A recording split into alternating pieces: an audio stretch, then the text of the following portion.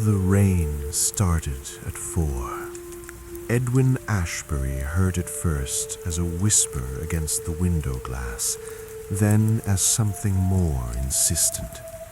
He was sitting at his desk, surrounded by case files that nobody wanted anymore.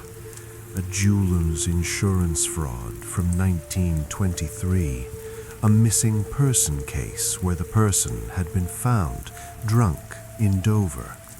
The kind of work that paid the rent on his Baker Street office, but left him feeling like he was sorting receipts instead of solving mysteries. He lit a cigarette. The match flared in the dim afternoon light, and for a moment the shadows on the walls stretched longer. October in London had a particular quality of darkness. It arrived early, settled in the corners of rooms, made everything feel smaller.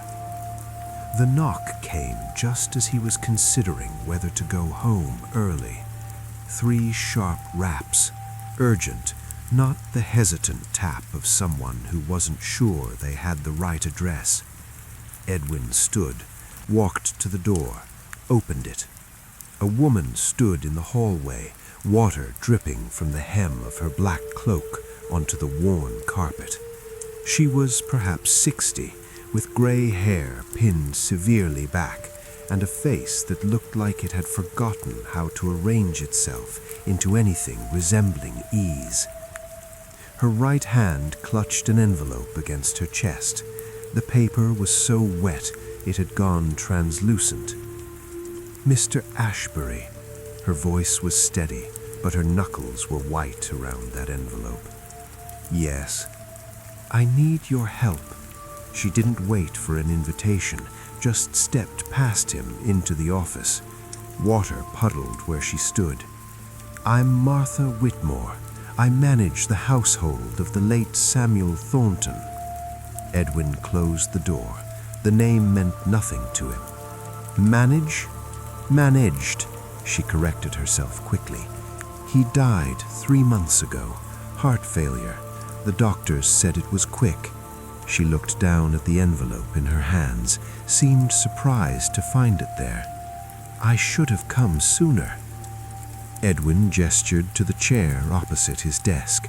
Martha sat, but kept her spine straight, her shoulders rigid. She placed the envelope on the desk between them. The paper had absorbed so much water that the ink had bled into abstract patterns, but Edwin could make out fragments of handwriting, elegant script, the kind they didn't teach anymore. "Mr. Thornton was a violinist," Martha said, "quite famous in his time. He taught at the Royal Academy of Music for 30 years. Brilliant man, difficult man." She paused, choosing her words with visible care. "He kept his instruments in the attic. His favorite was a Stradivarius, 1721. He called it the Widow." Edwin waited. People always arrived at the important part eventually. Interrupting them only made it take longer. "The violin is still up there," Martha continued, "locked in its case. I have the key. I've had it since the night he died." Her hand moved to her waist, where a ring of keys hung from a thin chain. She touched them without seeming to realize it, the way people touched talismans. "But every time it rains, every time there's a storm, I hear it." "Hear what?" "The violin." Martha's voice dropped to something barely above a whisper. "It plays, a single note, continuous, like someone is holding the bow against the string and just holding it." She looked up at Edwin then, and he saw something in her eyes that wasn't quite fear, but was somewhere in its vicinity. "The case is locked. I've checked. The attic door is bolted from the outside. There's no one up there. But I hear it, every storm, that single note." Edwin leaned back in his chair. The leather creaked. Outside, the rain had intensified, drumming against the window with a rhythm that almost sounded deliberate. "You think it's Mr. Thornton?" "I don't know what I think." Martha's hands twisted together in her lap. "I'm not a superstitious woman, Mr. Ashbury. I've worked in service for 40 years. I've seen people die. I know they don't come back." She drew in a breath that sounded painful. "But I also know what I hear, and I need it to stop." Edwin picked up the ruined envelope. The paper fell apart in his hands, revealing nothing useful. "When exactly do you hear it?" "Only during storms. Heavy rain, wind." Martha glanced toward the window, where water was now streaming down the glass in thick rivulets. "Like tonight, it's already started." Started. The rain. She stood abruptly, the movement sharp with suppressed panic. "We need to go now, before it gets worse. I can't—" She stopped, swallowed. "I can't be in the house alone when it plays. Not anymore." Edwin studied her. There were details to notice here. The way her left hand never stopped touching those keys at her waist. The fact that her shoes were expensive but old, well-maintained but worn down at the heels. The slight tremor in her voice that she was working very hard to control. This was not a woman prone to hysteria. Whatever she was hearing, she believed it absolutely. "All right," he said. "Let me get my coat." The Thornton house stood on a narrow street in Bloomsbury, set back from the road behind a high iron fence, the kind of house that had been impressive 50 years ago and was now just quietly decaying the way old money often did. Ivy had claimed most of the southern wall, and several of the upstairs windows were dark. Edwin and Martha arrived just as the storm reached its peak. The rain was coming down in sheets now, turning the street into a river of filth and fallen leaves. Edwin's coat was soaked through by the time they reached the front door. Martha's hands shook as she worked the lock. "How long have you worked here?" Edwin asked. 23 years. The door swung open onto a dark hallway. Martha didn't reach for a light switch, just moved forward with the confidence of someone who knew this house in her bones. "Tu came when Mrs. Thornton was still alive. Stayed after she died. Mr. Thornton needed someone." The hallway smelled of old wood and something else. Dust, decay, the particular mustiness of rooms that were no longer used. Edwin's eyes adjusted slowly to the dimness. Oil paintings lined the walls, portraits mostly, their subjects' faces reduced to suggestions in the poor light. There was a grandfather clock at the far end, its pendulum still. "The attic is upstairs," Martha said. She was whispering now, though Edwin couldn't imagine why. "3rd floor. I haven't been up there since the night he died." They climbed. The staircase was narrow, the kind that had been built for servants rather than show. Each step creaked under their weight. The sound seemed disproportionately loud in the enclosed space, like the house was announcing their presence to something waiting above. On the 2nd floor landing, Martha paused. Her hand went to her chest, pressing against something beneath her dress. "Do you hear it?" Edwin listened. Rain hammering the roof, wind rattling windows, the general groan of an old house settling. Nothing else. "Not yet," he said. Martha's face did something complicated, relief and disappointment in equal measure. "Maybe it won't happen tonight. Sometimes it doesn't.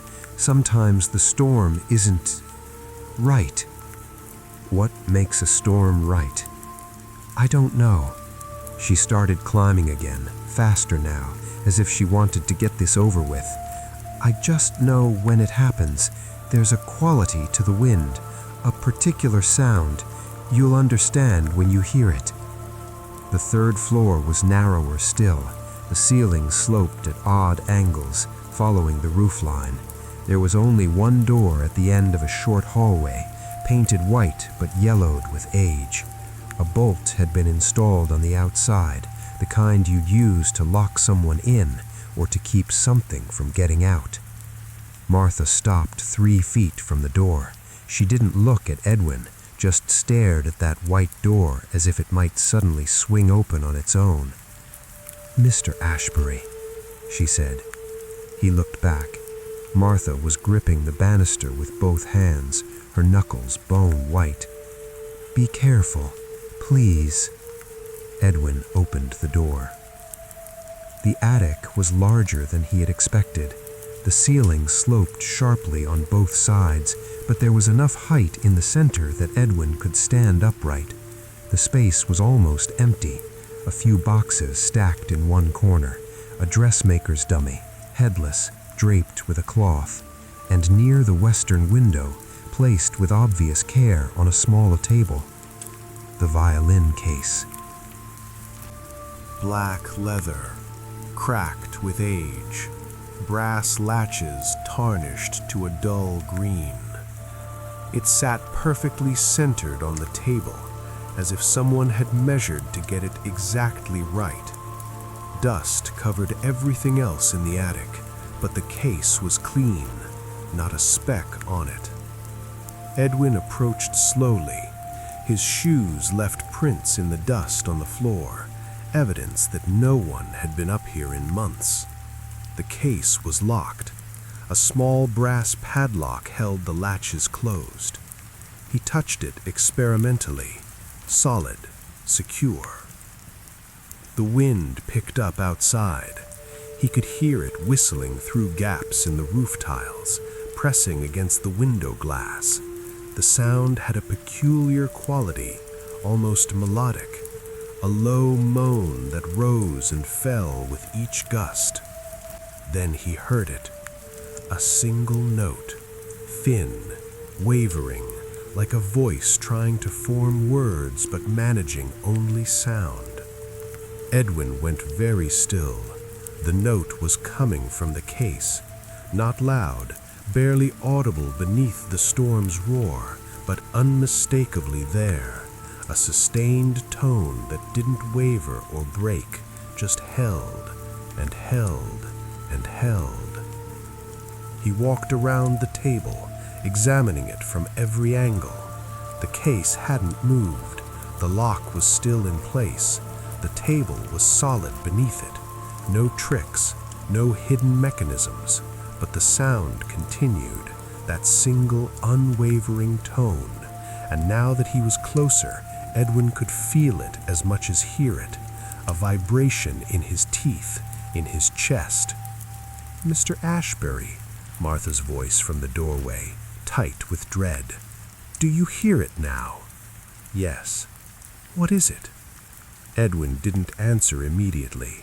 He was running through possibilities, the rational explanations that any good investigator learned to check first. Wind through a crack somewhere, creating resonance. Water damage causing wood to contract and press against strings. Some acoustic quirk of the room itself, the way certain concert halls could amplify whispers. But none of those felt right. He moved to the window. It was a large dormer window, the kind that jutted out from the roofline. The glass was old, slightly warped, divided into small panes by lead strips. In the bottom left corner, one pane was missing, or not missing, broken. Jagged edges of glass still clung to the frame. The gap was perhaps 6 inches across, triangular. Rain was coming through. Not much.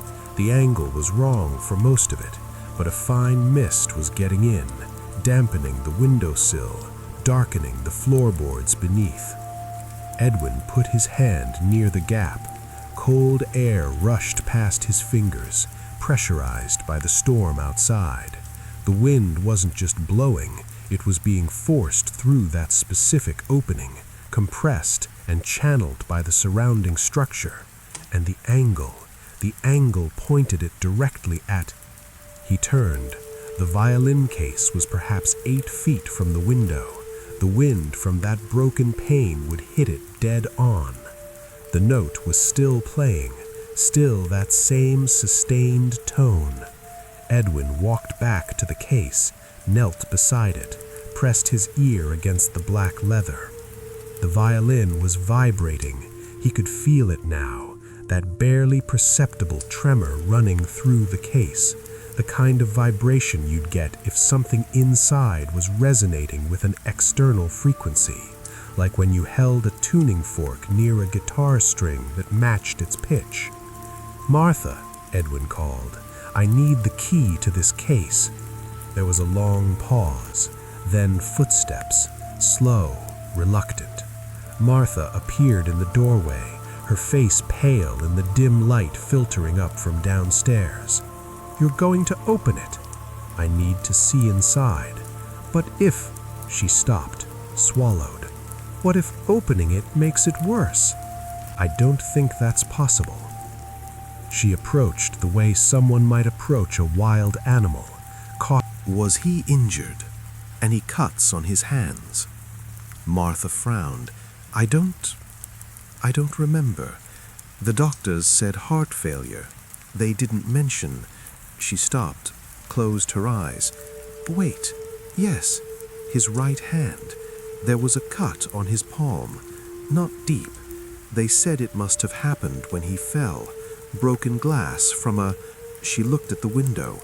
"From a water glass. There was glass on the floor." Edwin examined the window frame again, the broken pane, the angle, the way the wind was channeled through.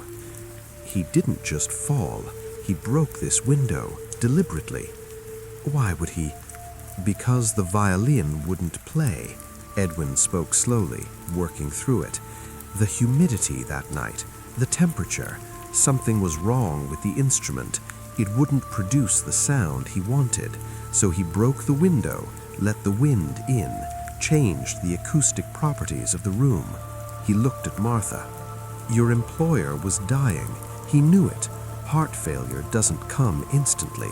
He would have felt it starting, the pain, the weakness, and he used his last moments to make the violin sing one more time. The rain was easing now. The wind's pitch was changing, dropping in frequency. The A string's vibration weakened, slowed, and then stopped. The attic was silent except for the rain and the old house settling. Martha sank down onto the floor, her back against the wall. She was crying quietly, not from fear anymore, from something else. He loved that violin more than anything, she whispered, more than his wife, more than his students, more than himself. She looked at Edwin. Do you think he knew that it would keep playing after he was gone? I think he hoped. Edwin closed the violin case, fastened the latches, returned the padlock to its place. The instrument was silent now, locked away, but the broken window remained, and when the next storm came with the right wind and the right pressure, the string would sing again. Would you like me to repair the window? He asked. Martha didn't answer for a long time. When she finally looked up, her eyes were red but clear. No, she said, leave it. It's the only voice he has left. Edwin left the Thornton house near midnight. The rain had stopped, but the streets were still wet, reflecting the gas lamps in long streaks of light. Martha had paid him more than he'd asked for. He hadn't argued. As he walked back toward Baker Street, his left hand found the scar on his right index finger, an old injury from his days at Scotland Yard. A wire had snapped during an investigation, cut him deep enough to leave a permanent mark. He'd been younger then, more certain about the difference between the living and the dead. Now he wasn't so sure. Behind him, in the Thornton house, a violin was waiting, locked in its case, silent for now, but when the next storm came, When the wind was right and the pressure correct, it would sing again, a single note, Samuel Thornton's last performance, playing to an empty attic forever. Edwin lit a cigarette, watched the smoke dissolve into the damp night air. Some mysteries, he thought, shouldn't be solved. Some should just be understood, and then left alone. 3 days passed before Edwin heard from Martha again. He spent those days the way he usually did, filing reports, following up on minor cases that paid just enough to keep the office running. A merchant's wife suspected her husband of maintaining a second household in Whitechapel. Turned out he was just visiting his mother, who he was ashamed to introduce because she ran a fish gutting operation out of her kitchen. A banker wanted someone followed who he claimed was blackmailing him.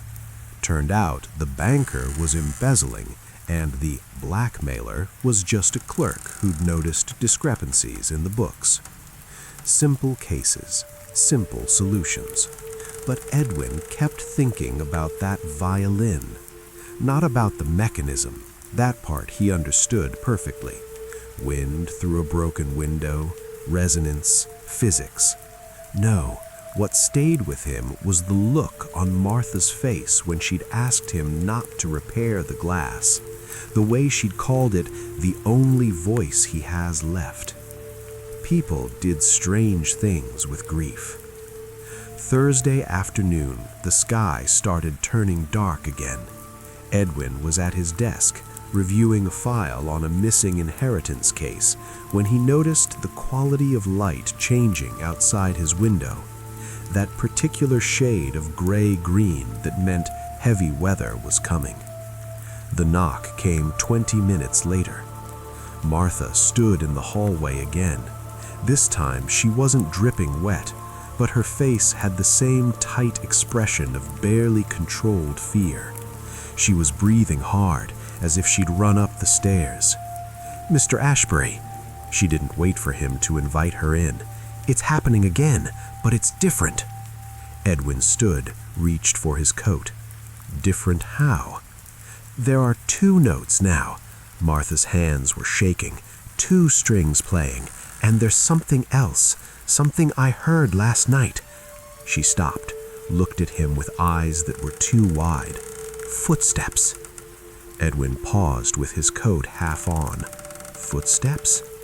"In the attic. After the violin started, I heard someone walking." She gripped the doorframe. "I know what you're thinking, that I'm imagining things, that grief is making me hear things that aren't there, but I'm not. I heard them, clear as I'm hearing you now." Edwin finished putting on his coat. "Did you go up to check?" "No." Martha's voice was barely a whisper. "I locked myself in my room. I didn't come out until morning. And when I finally went up, the attic door was still bolted from the outside, just like we left it." They walked to the Thornton house in silence. The storm hadn't started yet, but the air had that electric quality that preceded heavy rain, pressure building, making Edwin's old injuries ache, his scar on his finger especially. The house looked different in daylight, less gothic, more sad. The ivy on the south wall was brown in patches, dying back for winter. Several roof tiles were missing, and there was a crack in one of the second-floor windows that Edwin hadn't noticed before. Martha let them in. The hallway was brighter now, but somehow that made it worse. Edwin could see the extent of the neglect, dust thick on every surface, cobwebs in the corners, paint peeling from the walls. The house was dying the same way its owner had, slowly from the inside out. "When did you hear the footsteps?" Edwin asked as they climbed the stairs. "Just after midnight. The violin had been playing for perhaps an hour. I was lying in bed, trying to ignore it, trying to tell myself it was just the wind, like you said." Martha's voice was steady but quiet. "Then I heard it, Someone walking, slow steps, deliberate, like someone was pacing. How many steps? I don't know. 10? 12? They'd walk for a bit, then stop, then start again. She paused on the second-floor landing. I know the sounds of this house, Mr. Ashbury. Every creak, every groan. I know what the wind sounds like in the eaves, what the mice sound like in the walls. This wasn't that. They reached the third floor. The attic door was closed, bolted, exactly as they'd left it. Edwin ran his hand over the bolt. It was stiff, old. If someone had opened this door and closed it again, he'd be able to tell. There'd be scratches in the rust, fresh marks in the accumulated grime. There were none. He slid the bolt back, the same resistance as before, the same scraping sound. He opened the door. The attic looked untouched. The violin case was still on the table, still locked. The dust on the floor showed only their footprints from 3 days ago. No new marks, no indication anyone had been up here. But something was different. Edwin stood in the doorway, trying to identify what had changed. The boxes in the corner were in the same position. The headless dressmaker's dummy still wore its cloth shroud. The broken window had more glass missing. Edwin crossed to it quickly. Martha stayed by the door. He examined the frame carefully. The triangular gap that had been there before was larger now. Another piece of glass had fallen away, leaving a hole perhaps 8 inches across instead of 6. And on the windowsill, barely visible against the dark wood, were fresh scratches. Edwin knelt down, pulled out a small magnifying glass from his pocket. The scratches were thin, parallel, 4 of them, like something with claws had gripped the sill, or like someone had steadied themselves there while reaching for the glass. Mr. Ashbury, Martha's voice was strained. Do you hear that? Edwin stayed still, listened. Wind, getting stronger. The storm was beginning. And underneath the wind, barely audible, 2 notes. Not 1, 2. Both sustained, both wavering slightly, but distinct. One higher than the other, harmonizing in a way that was almost musical. Edwin moved to the violin case. The padlock was still in place, undisturbed, but the sound was definitely coming from inside. 2 strings vibrating now instead of 1. The A string and the E string, Edwin said quietly. The 2 thinnest strings, the ones most sensitive to external vibration. But why now? Martha had moved closer, drawn despite her fear. Why didn't it happen last time? Because the window is more broken. Edwin pointed to the enlarged gap. More wind is getting through, at a different angle, exciting a different harmonic frequency. He walked around the case, studying it from every side. The question is, how did the window get more broken?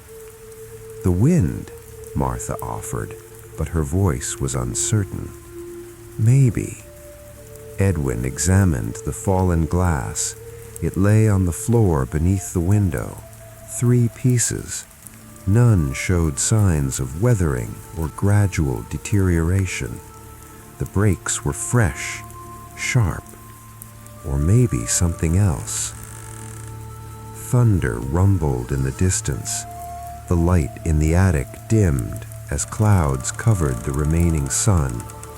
Rain began hitting the roof, tentatively at first, then with increasing force. The 2 notes grew louder. Edwin pulled out the small notebook he always carried, sketched the room, marked the position of the window, the case, the angle of the wind. He was missing something, some detail that would explain. "Mr. Ashbury," Martha's voice was sharp with fear. "The door." Edwin turned. The hallway door was closing. Slowly, smoothly, as if pushed by an invisible hand. Edwin crossed the room in 3 strides, caught the door before it latched, pulled it open again, examined the hinges. Old, rusted, but functional, and slightly off balance. The house had settled over the years. The door frame had shifted.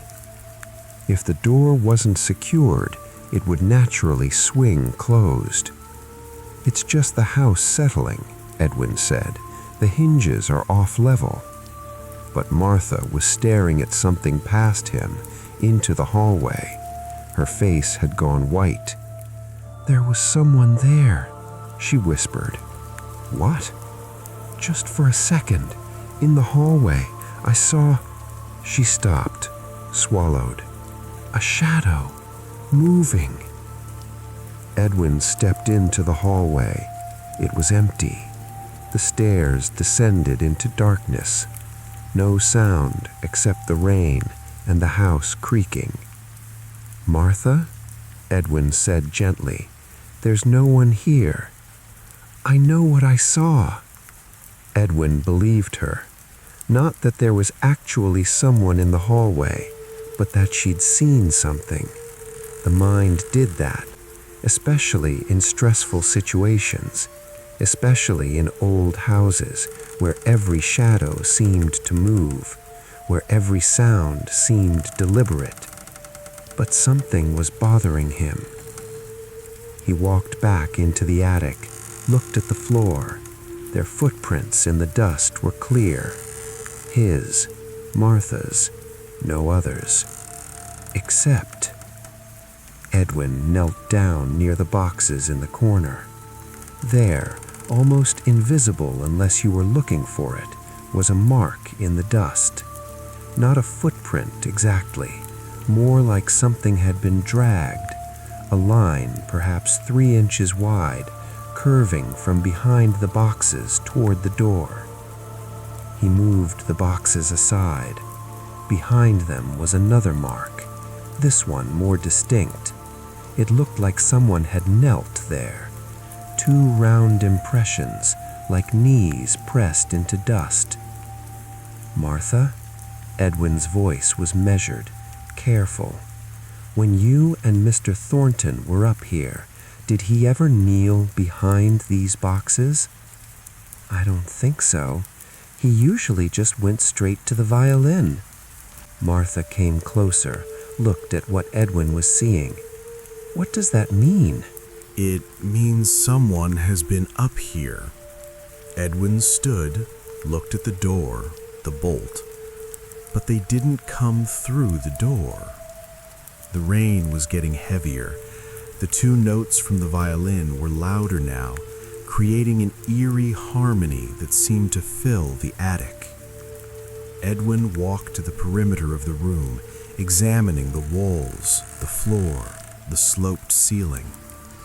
Old houses had secrets, hidden spaces, doors that had been wallpapered over, passages that servants once used. He found it behind the dressmaker's dummy, a section of wall that didn't quite match the rest. The paneling was the same, but the seams were wrong, slightly wider than they should be, and when Edwin pressed his hand against it, it moved. Just slightly, a fraction of an inch, but it moved. "Help me with this," Edwin said. Together, they shifted the dummy aside. Edwin ran his fingers along the seam, found a small indentation, pressed. A section of the wall swung inward. Not a door exactly, more like a panel, perhaps 3 feet wide, 4 feet tall. Behind it was darkness, and the smell. Old air, stale, with an underlying scent of something organic, decay. Edwin pulled out his flashlight, shone it into the opening. A narrow passage. The walls were brick, rough, probably original to the house. The passage angled downward, disappearing into darkness. "What is that?" Martha's voice was barely audible over the rain. "A servant's passage," Edwin said. "Common in houses this age. They'd use them to move between floors without being seen." He shone the light along the floor of the passage, and someone's been using it recently. The dust in the passage was disturbed. Footprints, clear ones, leading both into and out of the attic. Edwin's mind was racing now. The footsteps Martha heard, the enlarged break in the window, the marks behind the boxes. Someone had been coming up here, using the hidden passage, doing something. But what? And why? Thunder cracked directly overhead. The lights in the house flickered, went out. The attic plunged into darkness. Only Edwin's flashlight remained, a single beam cutting through the gloom. The rain was deafening now, and those 2 notes from the violin. No, 3 notes. Edwin turned sharply toward the case. The sound had changed again. A 3rd string had joined the harmony. Lower, fuller, the D string. That's not possible. Edwin moved to the window. The wind was coming through the broken pane at the same angle as before. Nothing had changed. Except, he shone his flashlight on the violin case. The padlock was open. Not unlocked, open, hanging loose from the latch. "Did you open this?" Edwin demanded. "No." Martha's voice was shaking. "I haven't touched it." Edwin grabbed the case, threw it open. The violin lay inside, strings vibrating. 3 of them now, A, E, and D, all resonating with the wind. But that wasn't what made Edwin's blood run cold. The bow was missing. The bow that should have been lying next to the violin in its velvet cradle. It was gone. "Martha?" Edwin's voice was very calm, very controlled. "Where is the bow?" "I don't know. It should be there. It's always there." Edwin shone his light around the attic, across the floor, the walls, the corners. Nothing. Then Martha screamed. Edwin spun around. She was pointing at the open panel, at the passage. Standing in the darkness of that passage, a figure, tall, thin, holding something long in its right hand, the bow. Edwin's flashlight beam caught it full in the face. For one frozen moment, Edwin saw a man, perhaps 40, gaunt, with hollow eyes and a thin beard, wearing a dark coat that hung loose on his frame. His right hand gripped the violin bow like a weapon. Then he turned and ran, down the passage, into the darkness. Edwin didn't hesitate. He dove through the panel after him. The passage was narrow, cramped. Edwin had to crouch to move through it. His flashlight beam ounced wildly as he ran, illuminating glimpses of brick walls, wooden support beams, spider webs thick as curtains.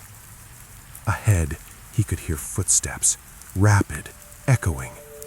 The passage turned sharply left, then descended a steep set of stairs. Edwin took them 2 at a time, almost lost his footing, caught himself on the wall. The stairs ended at another passage, this one wider, running horizontally. Edwin's light swept left, then right.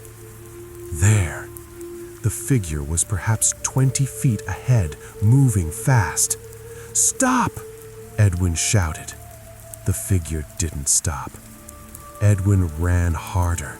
The passage was getting wider now, tall enough to stand in. He was gaining. Then the figure reached another door, yanked it open. Light flooded in.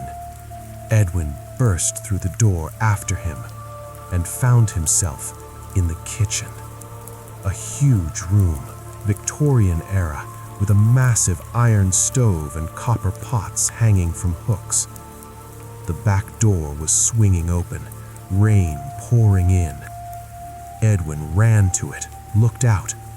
A small courtyard, overgrown with weeds, a gate leading to an alley. The gate was open. The figure was gone. Edwin stood in the doorway, rain soaking him, breathing hard.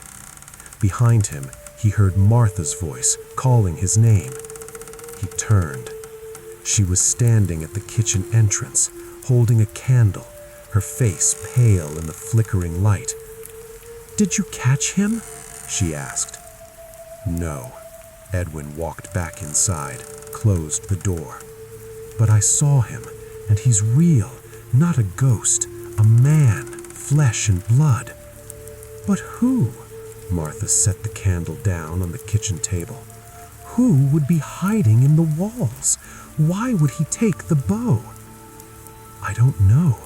Edwin was examining the door to the passage. It was set into the wall near the pantry, painted the same color as the surrounding walls, almost invisible if you didn't know it was there. But he's been living in these passages, coming and going, using your house like his own. "Living here?" Martha's voice was faint. "The footsteps you heard, the broken window, he's been in the attic multiple times." Edwin's mind was working through it. He knew about the violin, knew the case would be locked, but he needed something from it. The bow. Yes, Edwin looked at her. "Martha, did Mr. Thornton have any enemies? Anyone who might want something that belonged to him?" "He was difficult, demanding, but enemies?" Martha shook her head. "He barely saw anyone in his final years, just his students, and even they stopped coming." His students. Edwin felt something click into place. "Tell me about his students." "There were many over the years. He taught at the academy for decades." "Recently, in the last year or two?" Martha thought for a moment. "There was one, a young man, very talented. Mr. Thornton said he was the best student he ever had." She paused. "But there was a falling out, about 6 months before Mr. Thornton died. The young man stopped coming. Mr. Thornton wouldn't talk about it." "What was his name?" "I don't remember. Something foreign, Russian or Polish." Martha's eyes widened.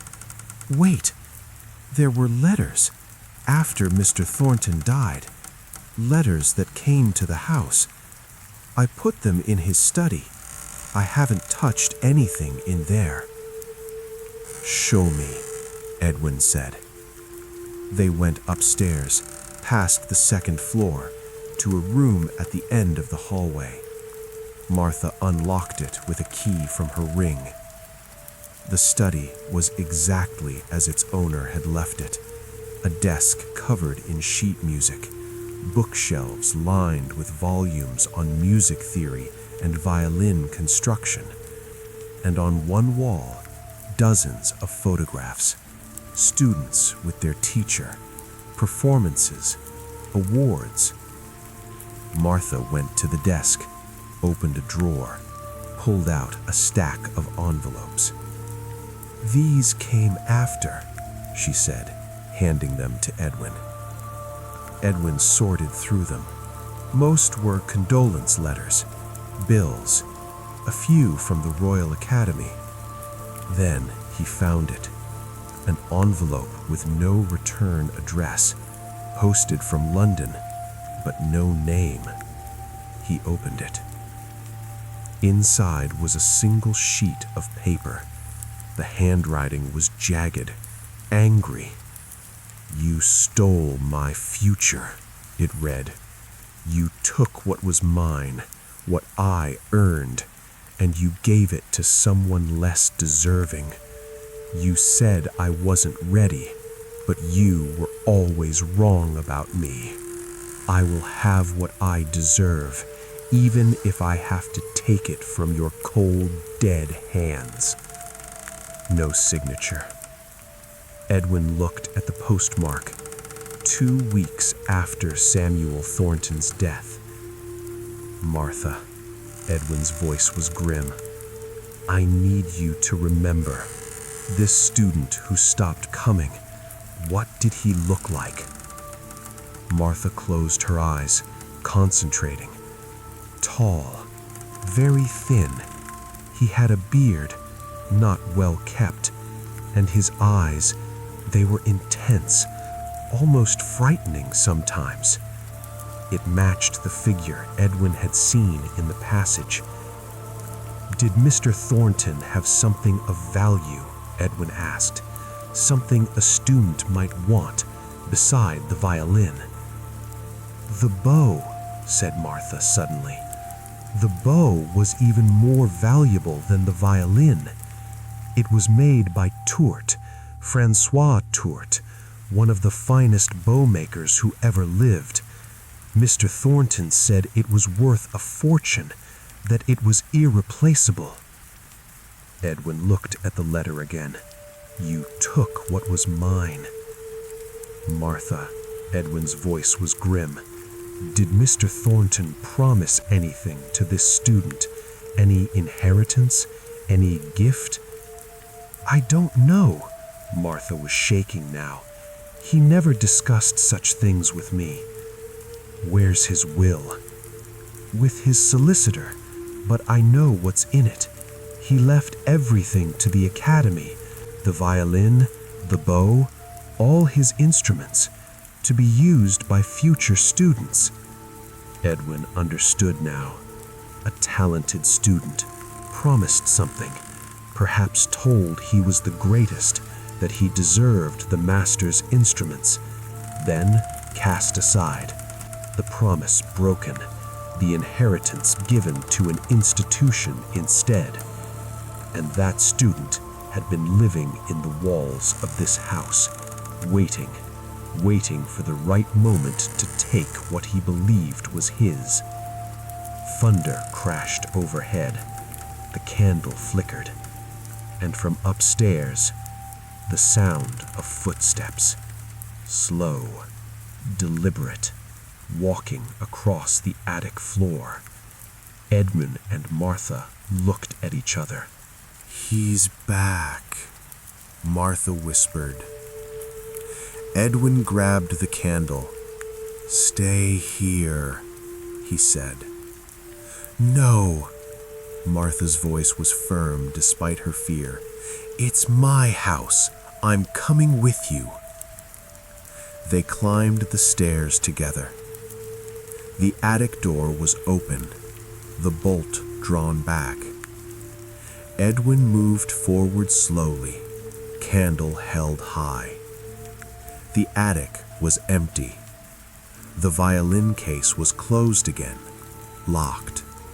But the bow was lying on the floor, in the center of the room, positioned carefully, deliberately, as if someone had placed it there as a message.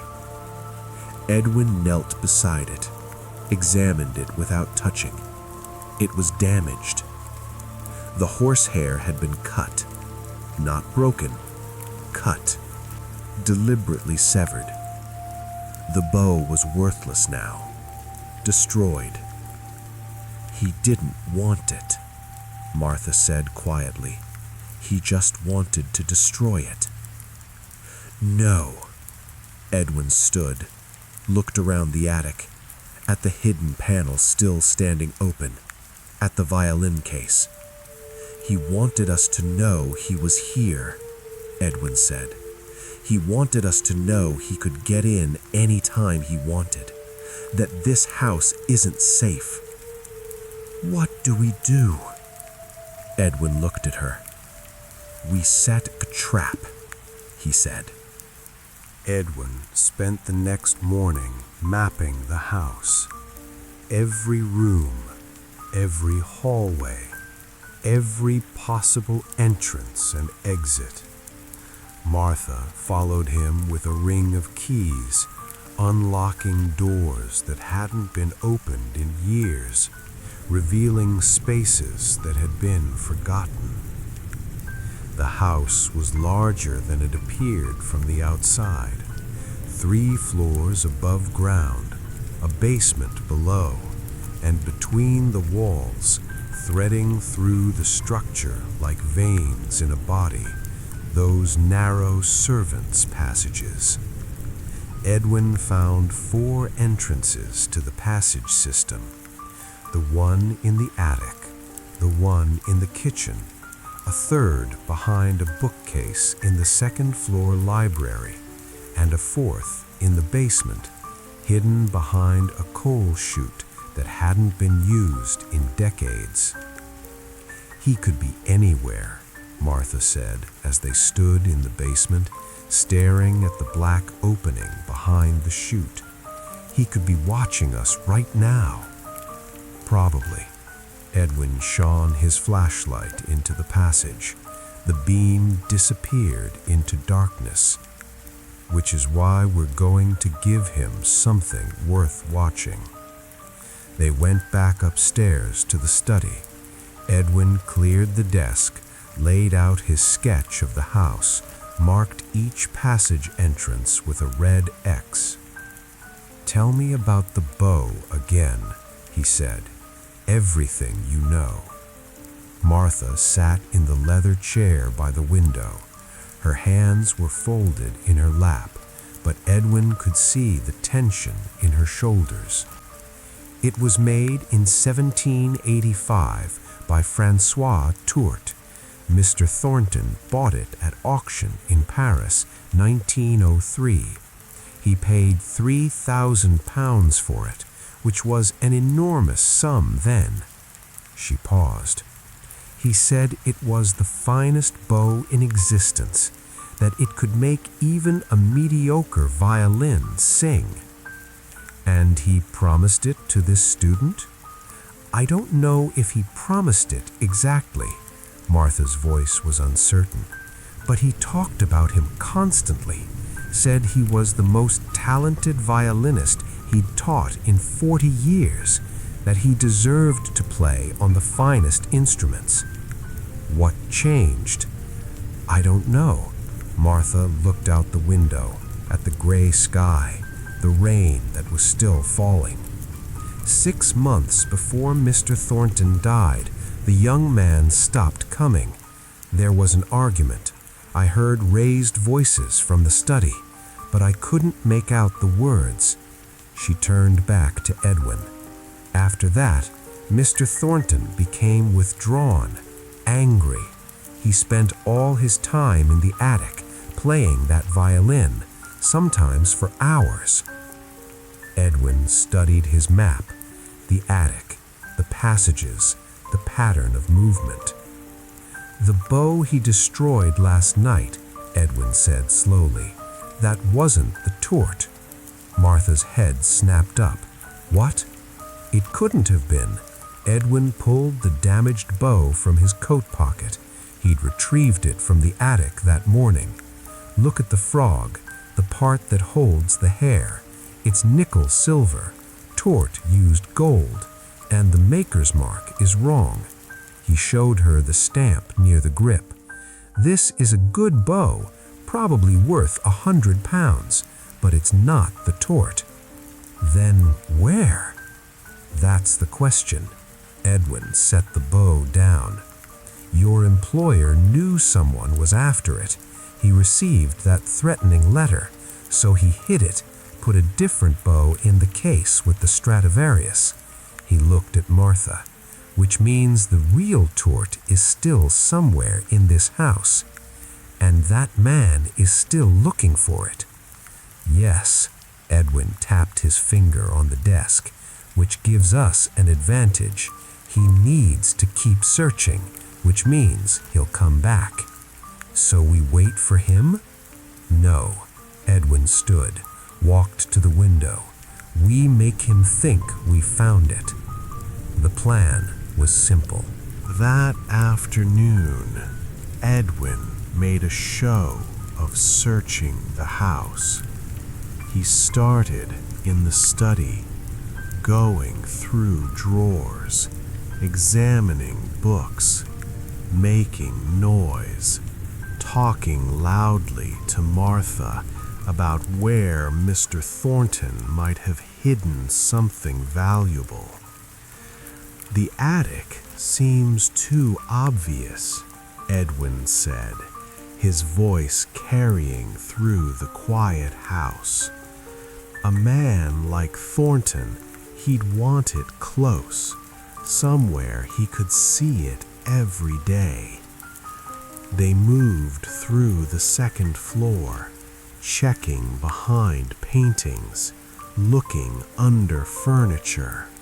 All the while, Edwin was watching the walls, looking for any sign of movement in the shadows, any indication they were being observed. In the library, Edwin paused at the bookcase that concealed one of the passage entrances. "Martha," he said loudly, "hand me that chair." She brought it over. Edwin climbed up, started examining the top shelf, running his hands along the crown molding. "These old houses," he said, still speaking louder than necessary, "they always have hiding spots built into the architecture." His fingers found what he was looking for, a small gap where the molding met the ceiling. Here. He reached into the gap, made a show of pulling something out. It was just a rolled-up piece of canvas he'd planted there an hour earlier, but from a distance, through a gap in the wall, it could be anything. "Is that it?"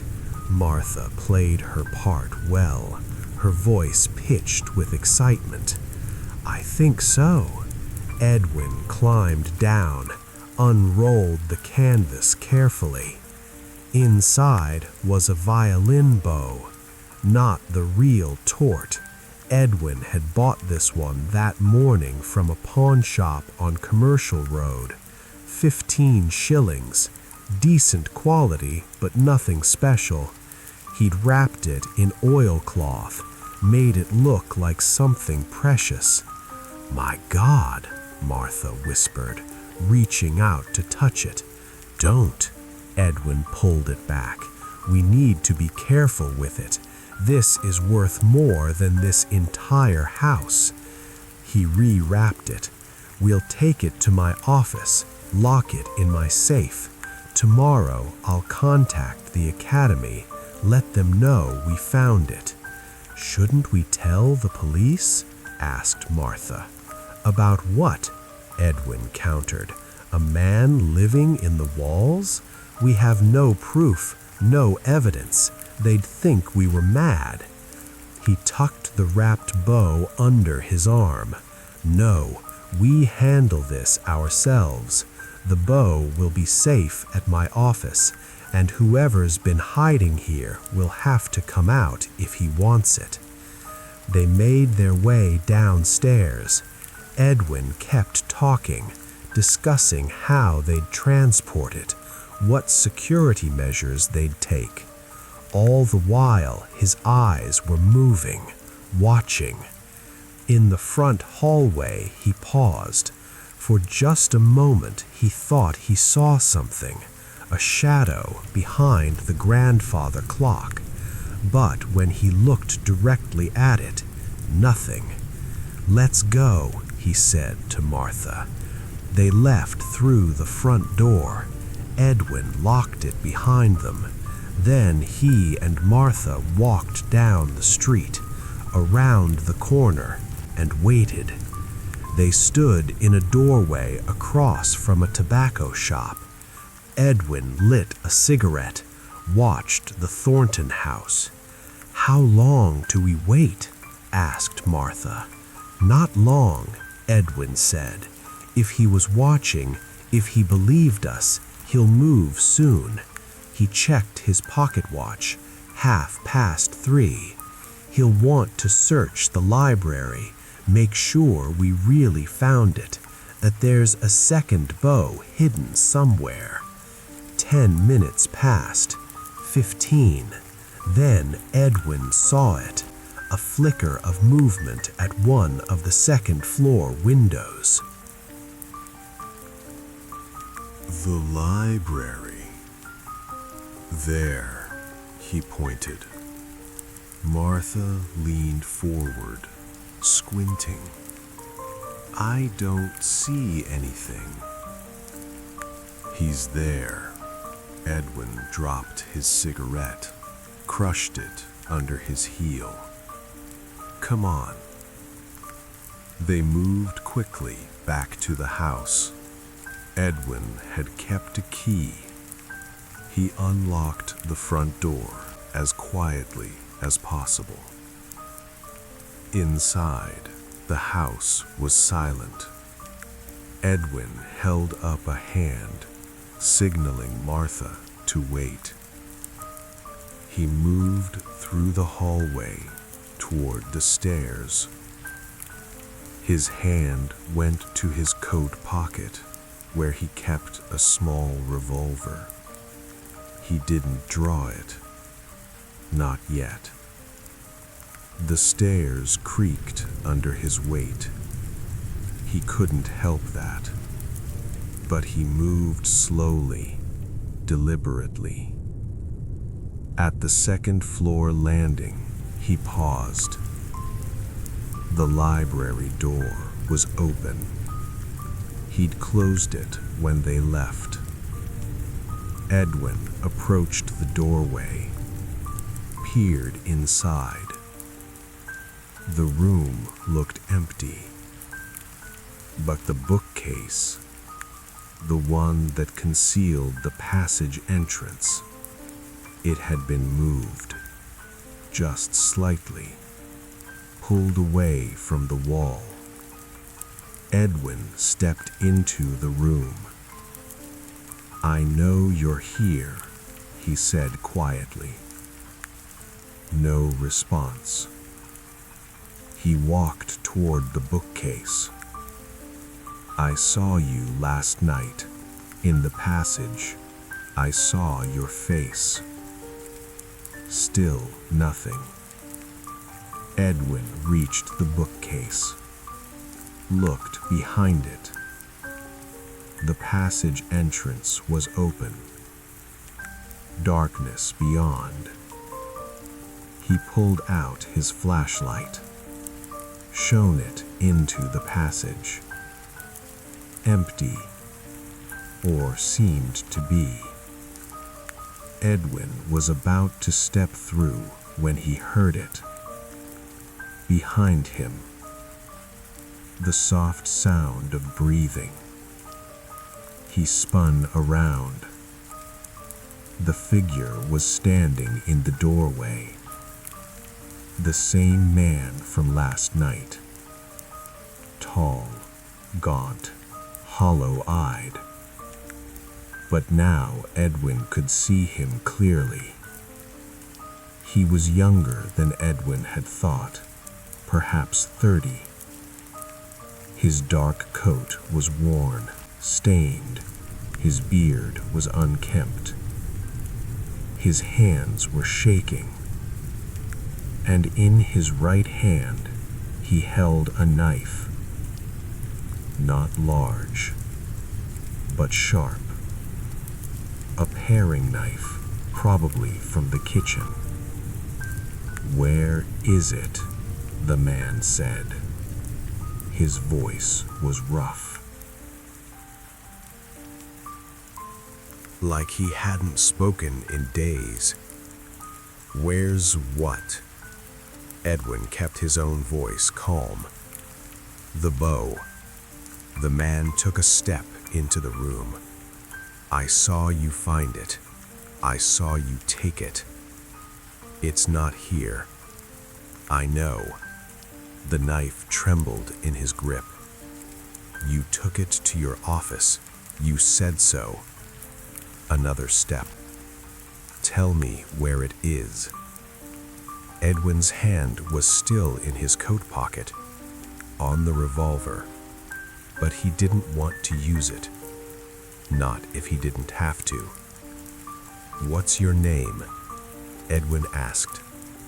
The man laughed, a harsh, bitter sound. "You don't remember me, do you?" he said. "You came here 3 days ago, investigated the violin, explained it all away as wind and physics." He shook his head. "I was there, watching, listening, and you never even knew it. I'm asking now." The man stared at him for a long moment. "Dmitri," he finally said. "Dmitri Volkov. You were Thornton's student." "I was more than that." Dmitri's voice rose. "I was his legacy, his greatest achievement. He said so himself." The knife jabbed toward Edwin. "He promised me. Do you understand? He promised. Promised you the bow. The bow, the violin, everything."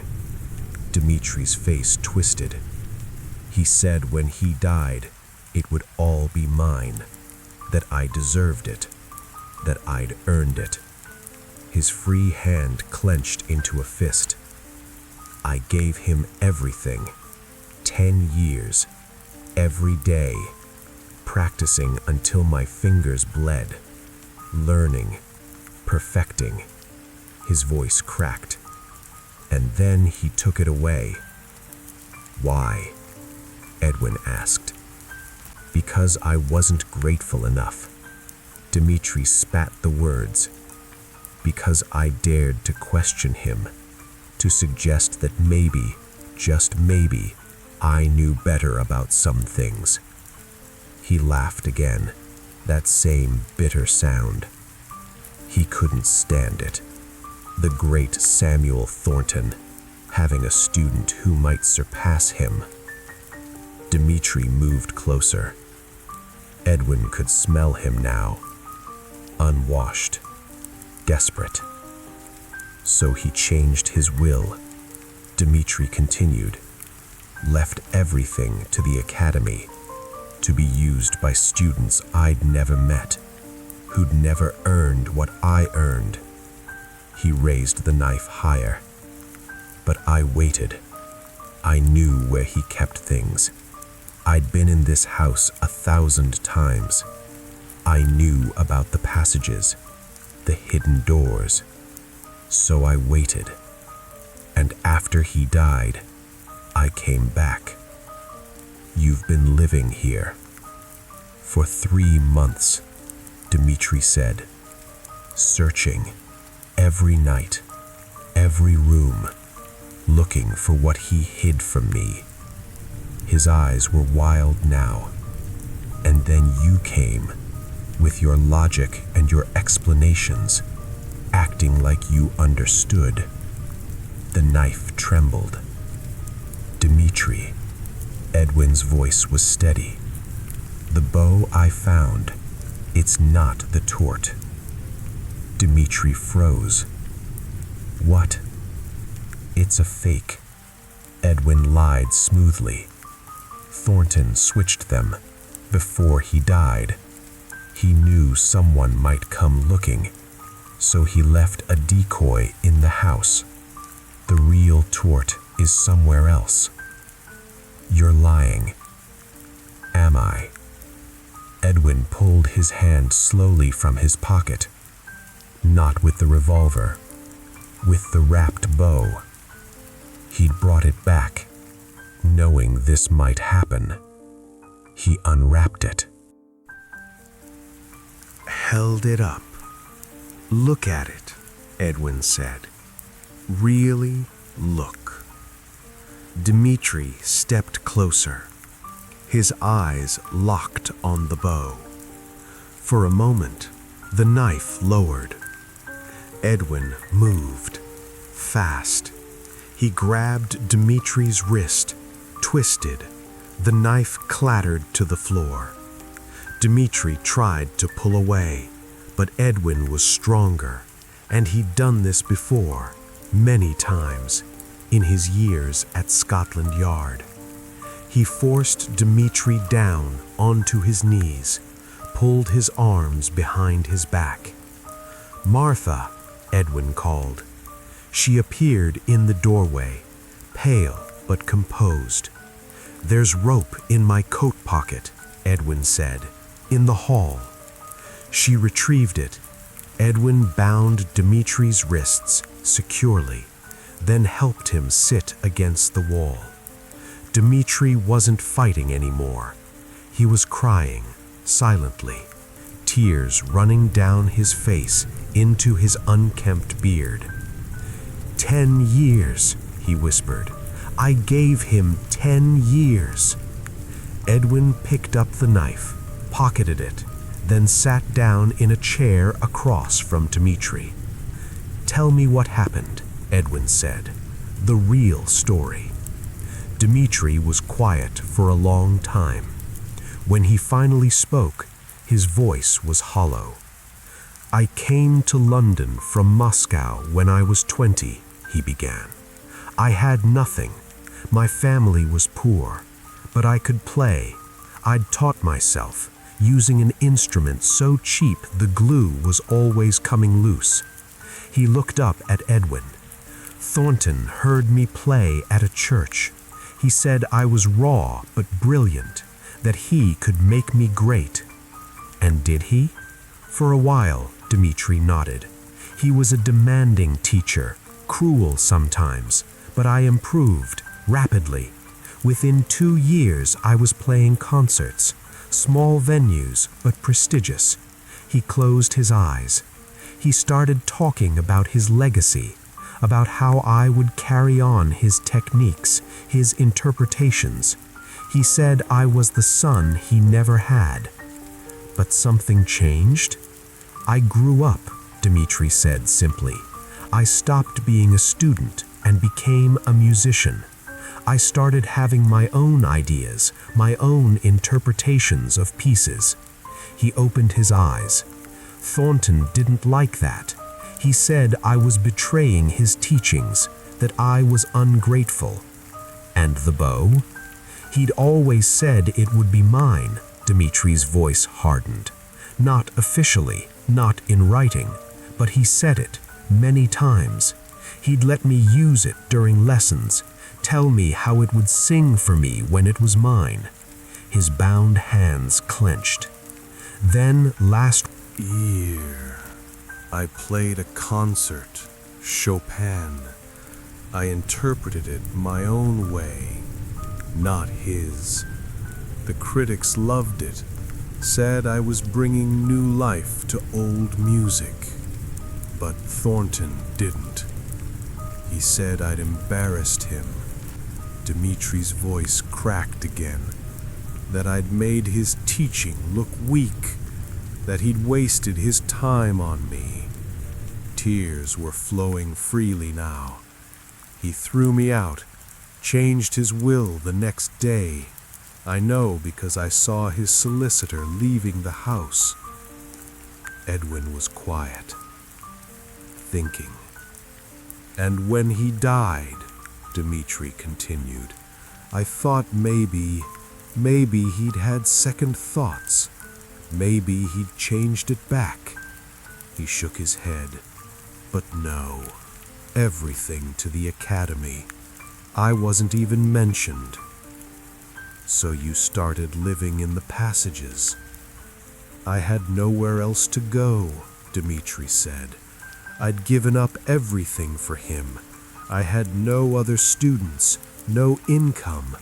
I'd spent everything on my concert career, which Thornton then destroyed with a single letter to the academy. His voice was bitter. He told them I was unstable, that I shouldn't be trusted to teach. Edwin stood, walked to the window. Outside, the rain was starting again. The bow I found, Edwin said without turning around, is not a fake. Behind him, Dmitri made a sound, half gasp, half sob. It's not the tourt either, Edwin continued. It's just a bow, a decent one, but nothing special. He turned to face Dmitri. Because I don't think Thornton hid the tourt at all. What do you mean? I think he destroyed it, Edwin said quietly. Before he died, he destroyed it. The room was silent except for the rain starting to patter against the windows. No, Dmitri whispered. Think about it, Edwin said.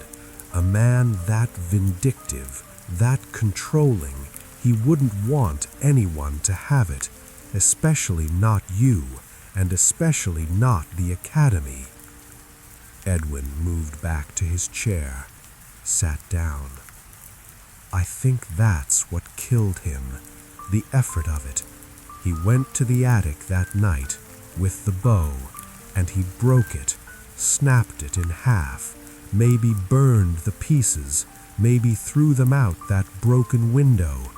Edwin gestured toward the ceiling, and the strain, the emotion of it, it triggered his heart attack.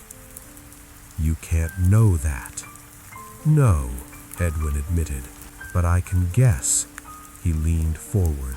Dmitri, why did you break the bow in the case last night, the one you found?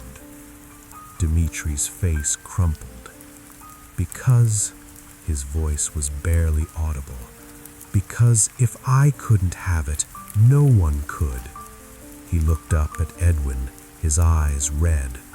Do you understand? I didn't want the money. I wanted what it represented, his acknowledgement, his approval. A sob broke through. I wanted him to admit I was good enough. Edwin felt something in his chest, not quite pity, but close. You were good enough, Edwin said quietly. The critics said so. Your audiences said so. He paused. The only person who didn't say so was a bitter old man who couldn't stand being surpassed by his student. Dmitri was crying fully now, his shoulders shaking. Martha stepped into the room. She'd been listening in the hallway. She walked to Dmitri, knelt beside him. Mr. Volkov, she said gently. Dmitri looked at her. I heard what you said about Mr. Thornton destroying the bow. Martha reached into her apron pocket. And you're right, he did. She pulled out a small wooden box, plain, unadorned. She opened it. Inside were 2 pieces of wood, snapped cleanly in half, and a bundle of horsehair, cut free. I found these in the fireplace, Martha said quietly, the morning after he died. I didn't understand what they were at first, but then I saw the maker's mark. She touched one of the pieces gently. Francois Tort, 1785.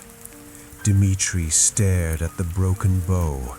For a long time he said nothing. Then, "He really did hate me," he whispered. "I don't think it was hate," Martha said. "I think it was fear." She closed the box. "Fear that you would eclipse him, that history would remember you and forget him." She looked at Edwin, then back at Dmitri. He was a great musician once, but he became a small man. Edwin stood, walked to Dmitri. "I'm going to untie you now," Edwin said, "and you're going to leave this house. You're going to stop living in the walls like a ghost." He knelt down, started working on the ropes. "And you're going to play again." "I can't," Dmitri said. "Why not?" "Because he destroyed me." Dmitri's voice was hollow. "His letter to the academy. No one will hire me. No one will even listen." "Then you leave London." Edwin freed his hands. "You go to Paris, Vienna, somewhere Thornton's reputation doesn't reach." He helped Dmitri to his feet. "And you play, because that's the only revenge worth having." Dmitri stood there, rubbing his wrists, looking at the broken bow in Martha's hands. "I don't know if I can," he said. "You can," Edwin said firmly, "because the alternative is wasting the rest of your life mourning what a bitter old man thought of you." Silence. Then Dmitri nodded, slowly. "I'll need money," he said. "I know." Edwin reached into his pocket, pulled out several bills. "This should get you started. And Martha," she looked up, "how much is the Stradivarius worth?" "At auction," Martha thought for a moment, "perhaps £5,000. "And what will the Academy do with it?" "Put it in a display case," Martha said. "They already have 3 Stradivarius violins. This would just be another." Edwin looked at Dmitri. "Take it," he said. Dmitri's eyes went wide. "I can't." "Yes, you can." Edwin turned to Martha. "You're the executor of the estate, aren't you?" Until it transfers to the Academy. Yes. Then you have the authority to dispose of it as you see fit, Edwin said. Tell the Academy it was stolen during a break-in. I'll write up a police report. Make it official. Mr. Ashbury, Martha's voice was uncertain. Martha, Edwin met her eyes. What would you rather have? Another violin collecting dust in a museum, or a young musician given a second chance? She looked at Dmitri, at his hollow face, his desperate eyes. The violin is in the attic, she said quietly. Dmitri didn't move. I don't deserve this, he whispered. Probably not, Edwin said. You broke into this house, lived in the walls, terrorized Martha, destroyed property. He paused. But I don't think you deserve to be destroyed either. He put his hand on Dmitri's shoulder. Take the violin. Sell it if you need to, or keep it and play, but leave London. Start over. Edwin's voice was firm. And don't waste this. Dmitri looked at Martha. Why would you do this? He asked. Martha was quiet for a moment. Because Mr. Thornton would hate it, she said finally. A ghost of a smile crossed her face. And because maybe, just maybe, This is what he should have done in the first place.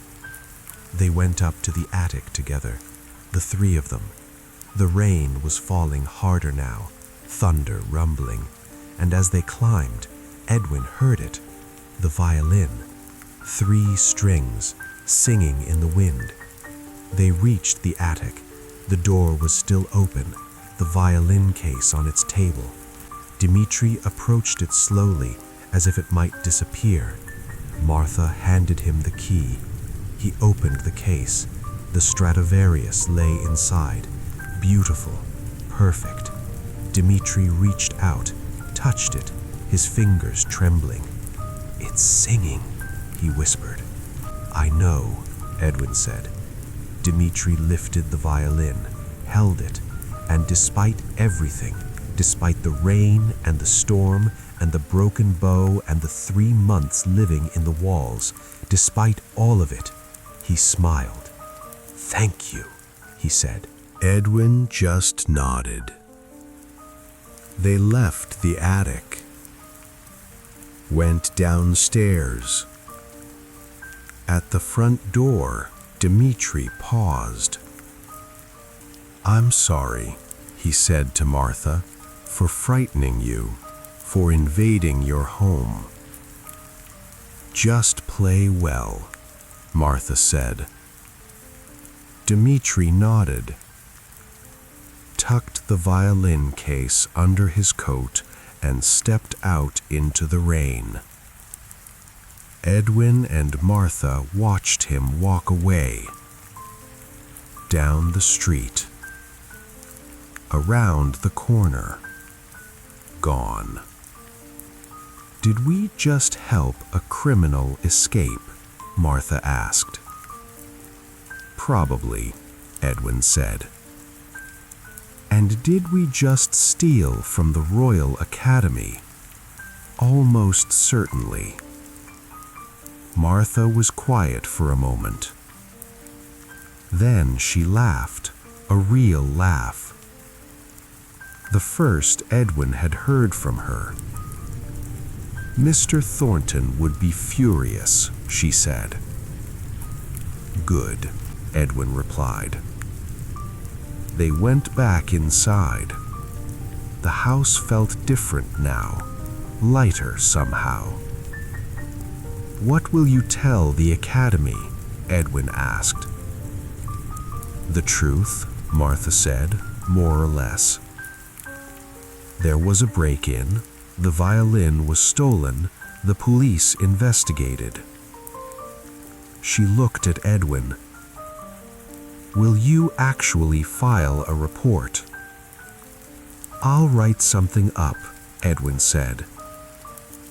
"Make it look official. That's the advantage of being a former inspector. I still know how these things work." "And the passages?" "Seal them," Edwin said. "All of them. Brick them up if you have to. This house has enough secrets." Martha nodded. They stood in the hallway, the grandfather clock ticking. "What will you do now?" Edwin asked. "I don't know." Martha looked around the house. "I suppose I'll stay until the estate is settled. Then," she shrugged, "find another position. This is what I know." "You could do something else." "At my age?" Martha smiled sadly. "This is what I am, a housekeeper, a caretaker." She paused, but maybe for a better house, with a better employer. Edwin handed her his card. "If you need a reference," he said. She took it, tucked it into her apron. "Thank you, Mr. Ashbury, for everything." Edwin picked up his coat, put it on. "One more thing," he said. "The broken window in the attic, are you going to repair it?" Martha thought for a moment. "No," she said finally. "Let it sing one last time when the next storm comes." She looked up toward the ceiling. "Then I'll have it fixed, but not yet." Edwin understood. Some endings needed time. He left the Thornton house, walked back toward Baker Street. The rain was steady now, not heavy, just persistent. The kind of rain that would last all night. By the time he reached his office, he was soaked through. He hung his coat, lit the lamp, sat at his desk and thought about Dmitri Volkov, about Samuel Thornton, about promises made and broken, about revenge and forgiveness, about the way some mysteries solved themselves, if you gave them time and the right conditions. Edwin pulled out his notebook, started writing his report. Outside, the rain continued, and somewhere in a train station or a port, a young man with hollow eyes and a Stradivarius was beginning again. 2 weeks passed. Edwin didn't hear from Martha. Didn't expect to. The case was closed. The mystery solved. The ghost laid to rest. He filed his fabricated police report, backdated it to the night Dmitri left, made it look official enough that no one would question it too deeply.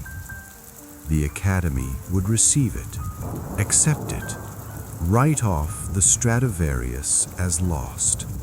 Life would continue. Edwin went back to his usual work. A missing dog, a disputed will, a woman who thought her neighbor was poisoning her roses. Simple things. Until the morning a letter arrived.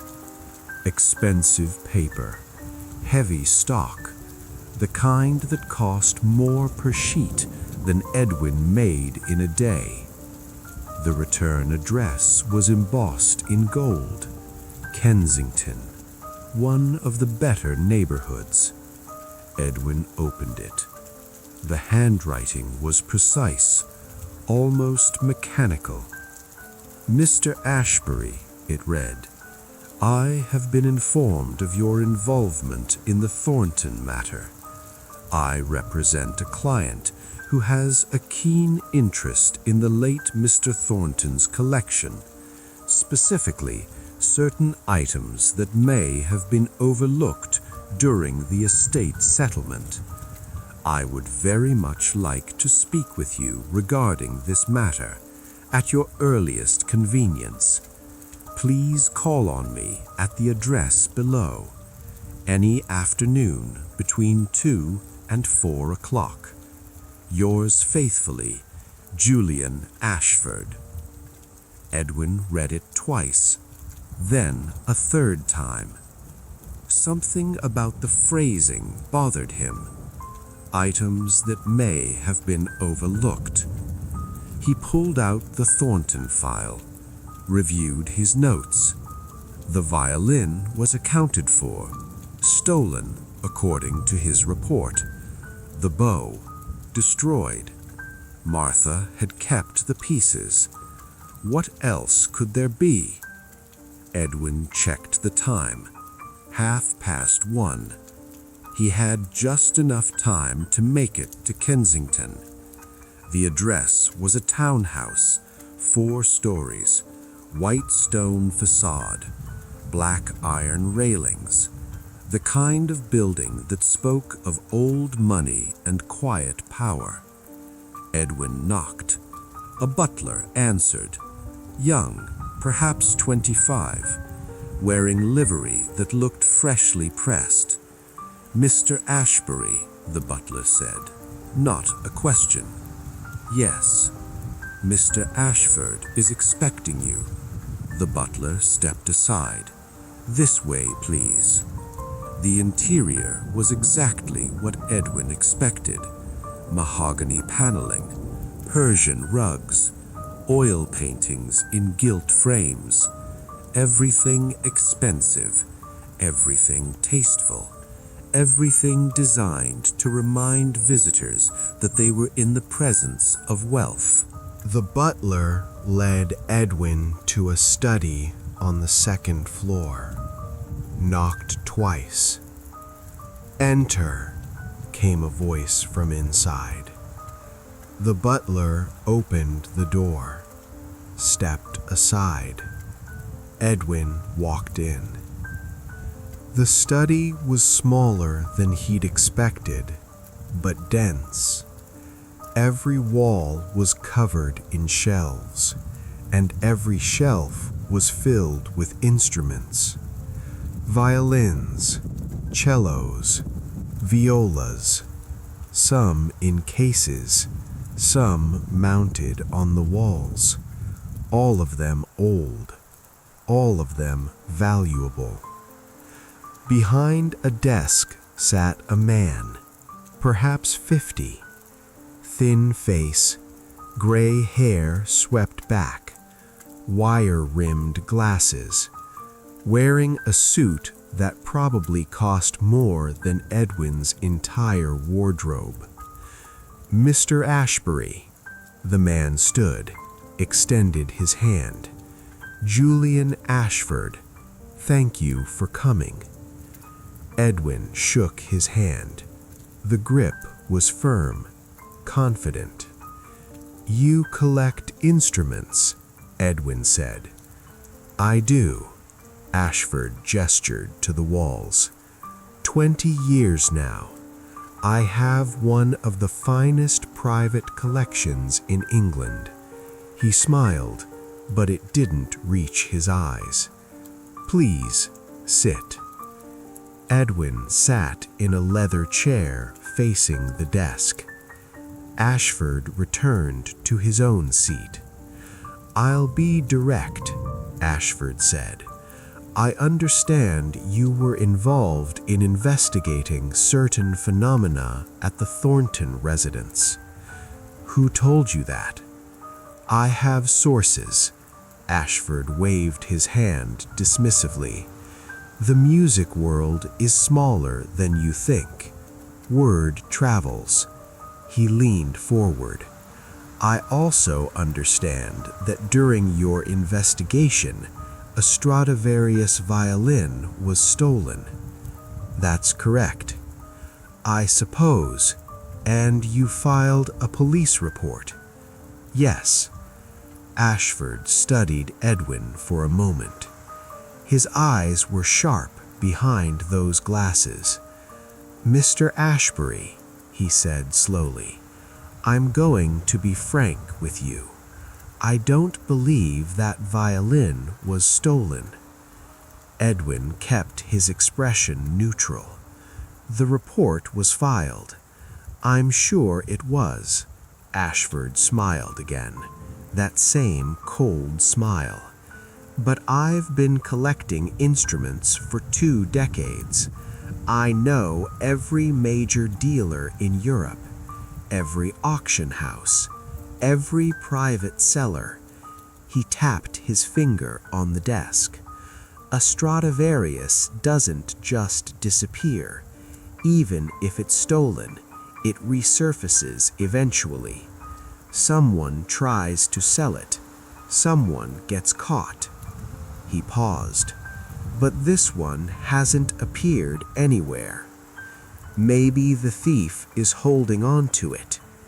"Possible," Ashford conceded, "but unlikely." He stood, walked to one of the shelves. "A Stradivarius is only valuable if you can prove provenance. Without documentation, without authentication, it's just an old violin." He picked up an instrument, examined it, and Thornton's Stradivarius was well documented. Everyone in the community knew about it, knew its history, its markings. He set the violin down, turned back to Edwin, which means whoever has it can't sell it, can't even display it.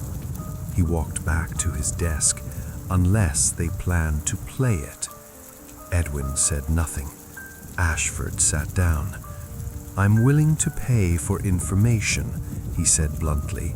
£50 if you tell me who has the violin, 100 if you help me recover it. "I don't know who has it." "I think you do."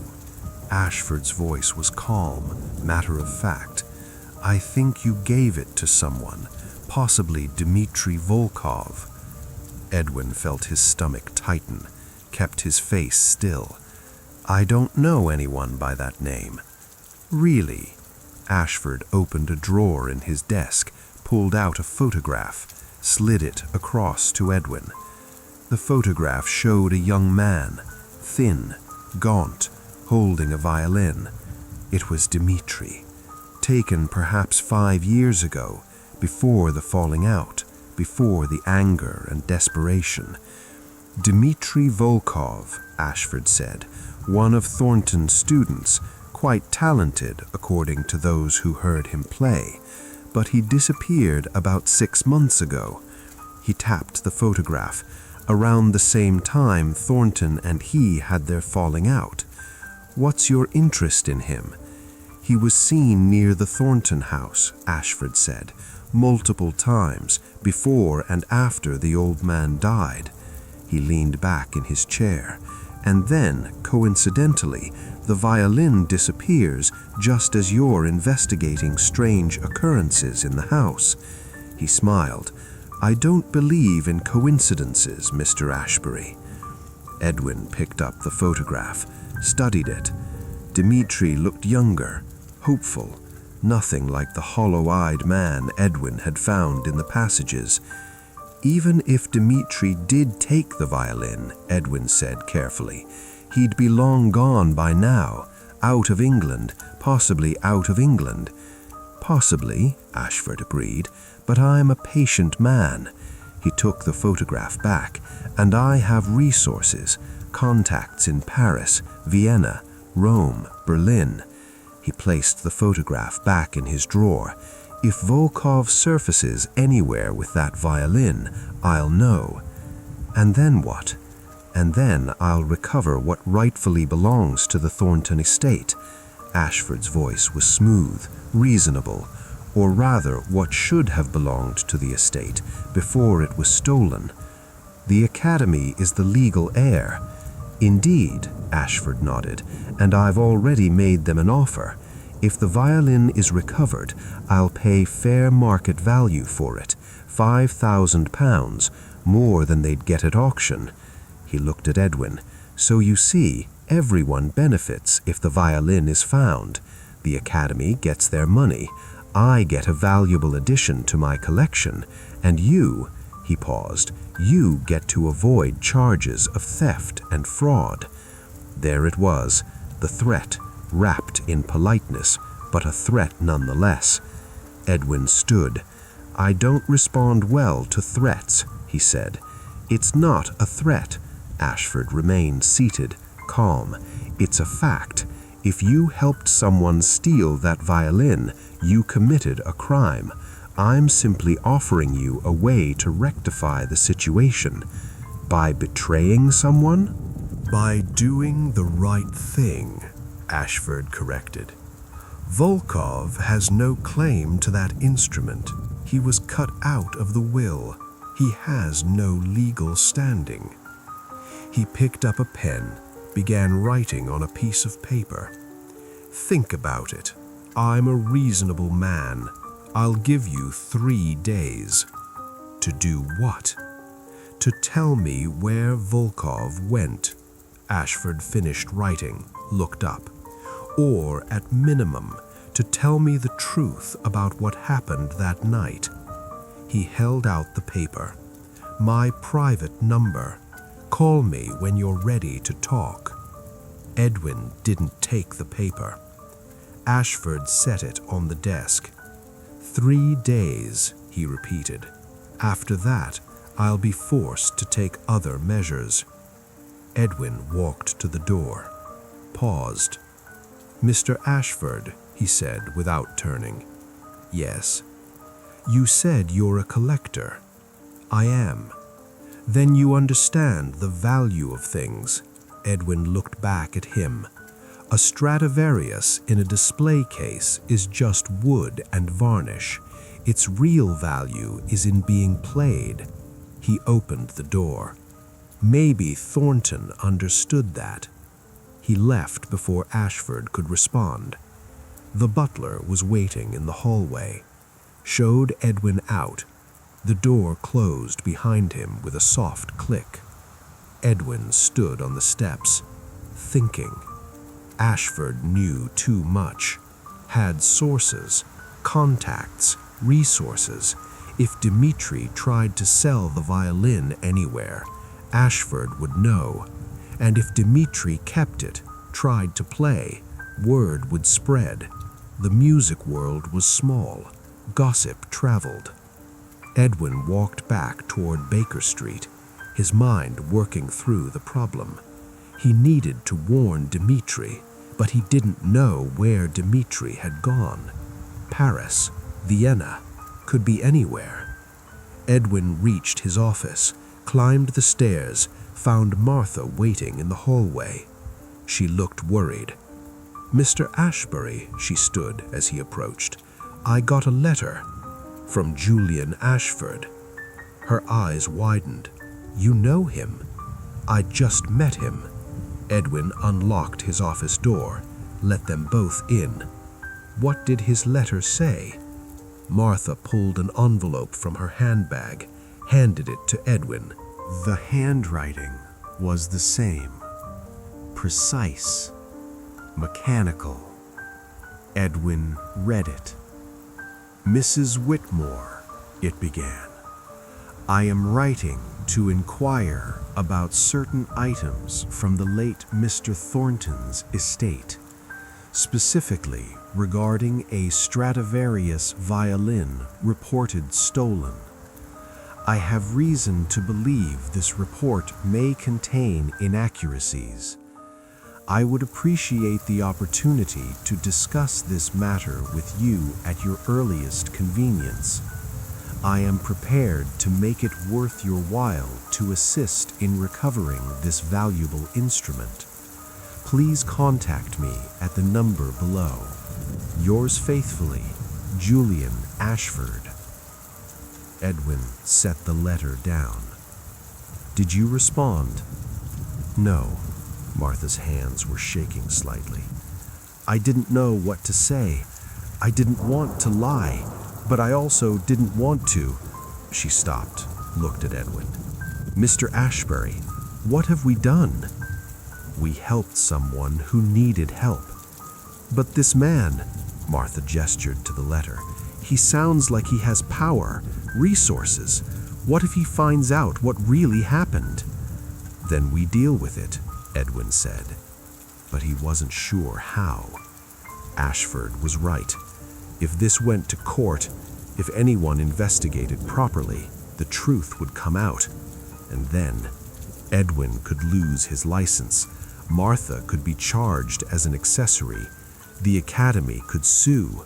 And Dmitri would lose everything again.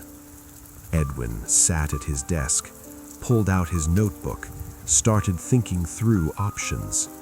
"We need to know where Dmitri went," he said. "Why?"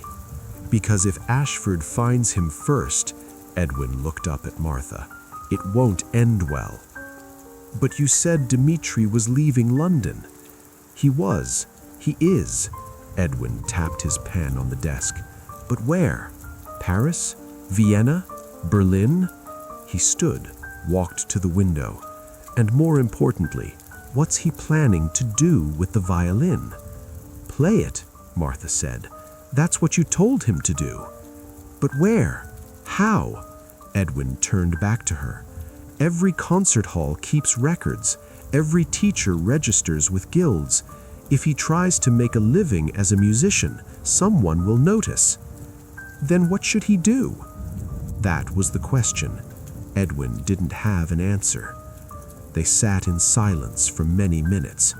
Finally, Martha spoke. "There might be a way," she said slowly. "What?" "Mr. Thornton had a house," Martha said, "in Scotland, a small cottage near Edinburgh. He inherited it from his mother, never went there, never even mentioned it except once." She looked at Edwin. "It wasn't listed in the estate documents. The solicitor didn't know about it." "How do you know about it?" "I found the deed," Martha said, "when I was cleaning out his study. It was in an old box, hidden under some sheet music." She reached into her handbag, pulled out a folded document. "I didn't give it to the solicitor. I don't know why. It seemed like something private, something he'd kept secret." Edwin took the deed, Unfolded it, scanned the text. Property in East Lothian, 10 acres, a cottage and outbuildings. Purchased 1885. Deed in the name of Samuel Thornton. Never transferred, never sold. As far as anyone knew, this property didn't exist. If Dmitri went there, Martha said, no one would find him. But how would he know about it? Edwin asked. He wouldn't, Martha admitted, unless someone told him. Edwin looked at the deed again, then at Martha. You want to help him? I don't know, Martha twisted her hands together. I know what we did was wrong, legally wrong, but... She stopped, took a breath.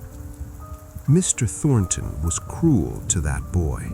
I saw it. I heard the way he spoke to him, the way he broke him down. Her voice was quiet but firm. I spent 23 years serving a man who became smaller and meaner as he aged. Maybe this is a way to make up for that. Edwin studied her. This quiet woman, this housekeeper, who'd spent decades serving someone else, who was now, finally, choosing to do something for herself, something that mattered.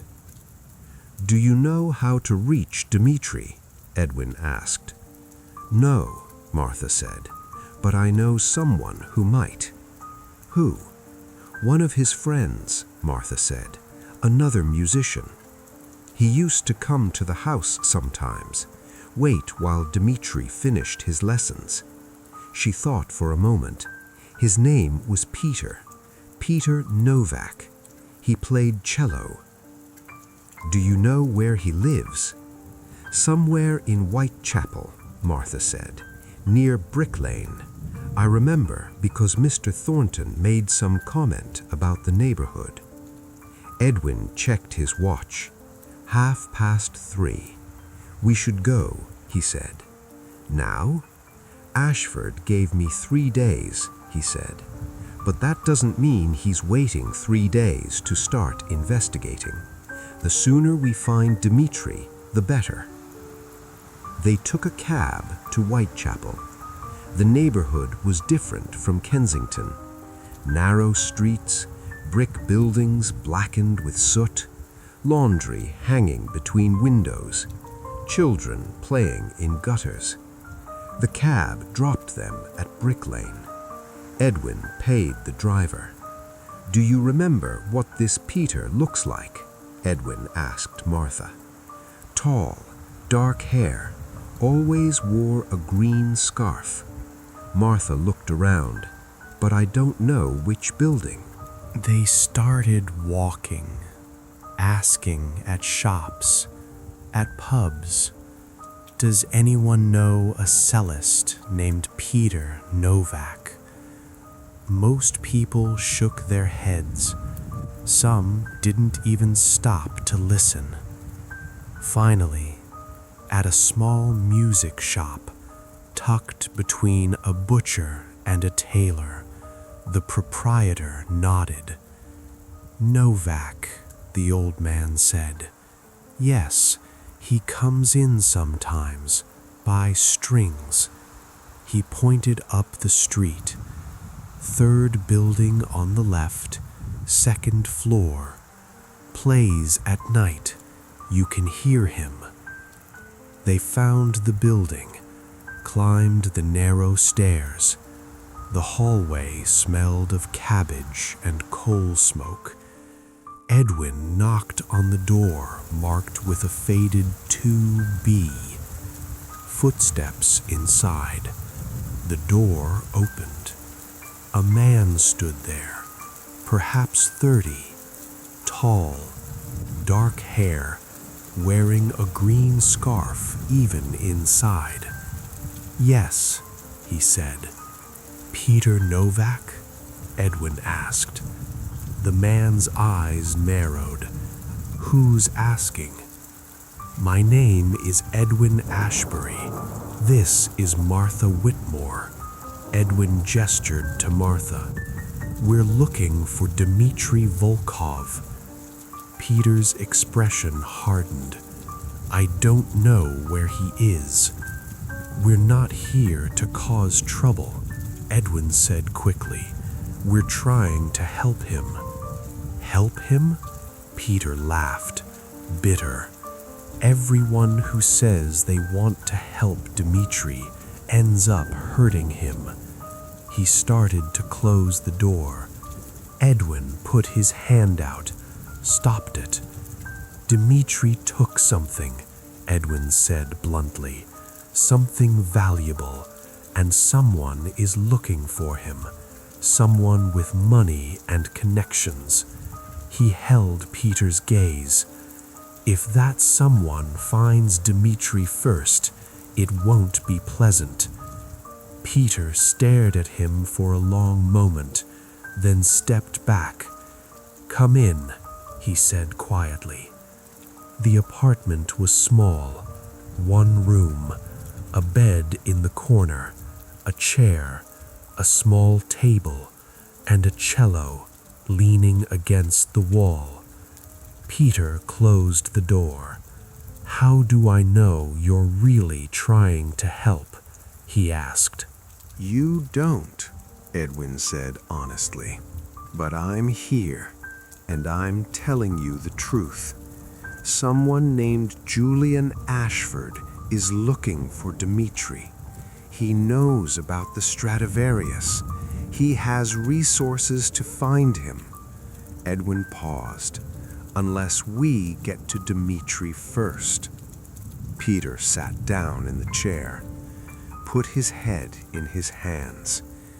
"Dmitri came to me," he said after a moment. 2 weeks ago, middle of the night. He looked terrible, thin, dirty, like he'd been living on the streets." Peter looked up. "He had this violin, this beautiful violin. He said someone had given it to him, a second chance." "Where did he go?" asked Edwin. "I don't know," Peter said. "He wouldn't tell me, said it was better if I didn't know." He stood, walked to the window, but he asked me to do something. "What?" Peter reached behind the cello, pulled out an envelope, sealed, addressed to Dmitri Volkov, care of Peter Novak. He said if anyone came looking for him, anyone official, I should burn this. Peter turned the envelope over in his hands. But if someone came who seemed like they actually wanted to help, he looked at Edwin, I should give them this. Edwin took the envelope. It was heavy, something inside besides paper. "He told me about Thornton," Peter said quietly. What happened between them? How Thornton destroyed him? He looked at Martha. He said you were there. You saw it. I did, Martha said softly. Then you know. Peter's voice was strained. Dmitri gave everything to that man. Everything. And Thornton threw it back in his face. He turned back to the window. I don't care if taking that violin was wrong, legally wrong. Sometimes the law doesn't see what's right. Edwin opened the envelope. Inside was a letter and a key. The letter was in Dimitri's handwriting, jagged but legible. Edwin read it aloud. If you're reading this, it began, then someone found Peter, and Peter trusted you enough to give you this. Edwin paused, continued.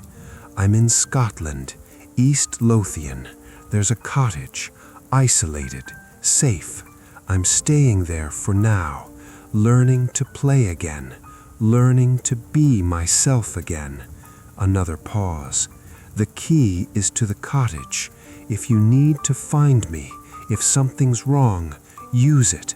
But please, please, if you're coming to take the violin back, don't bother.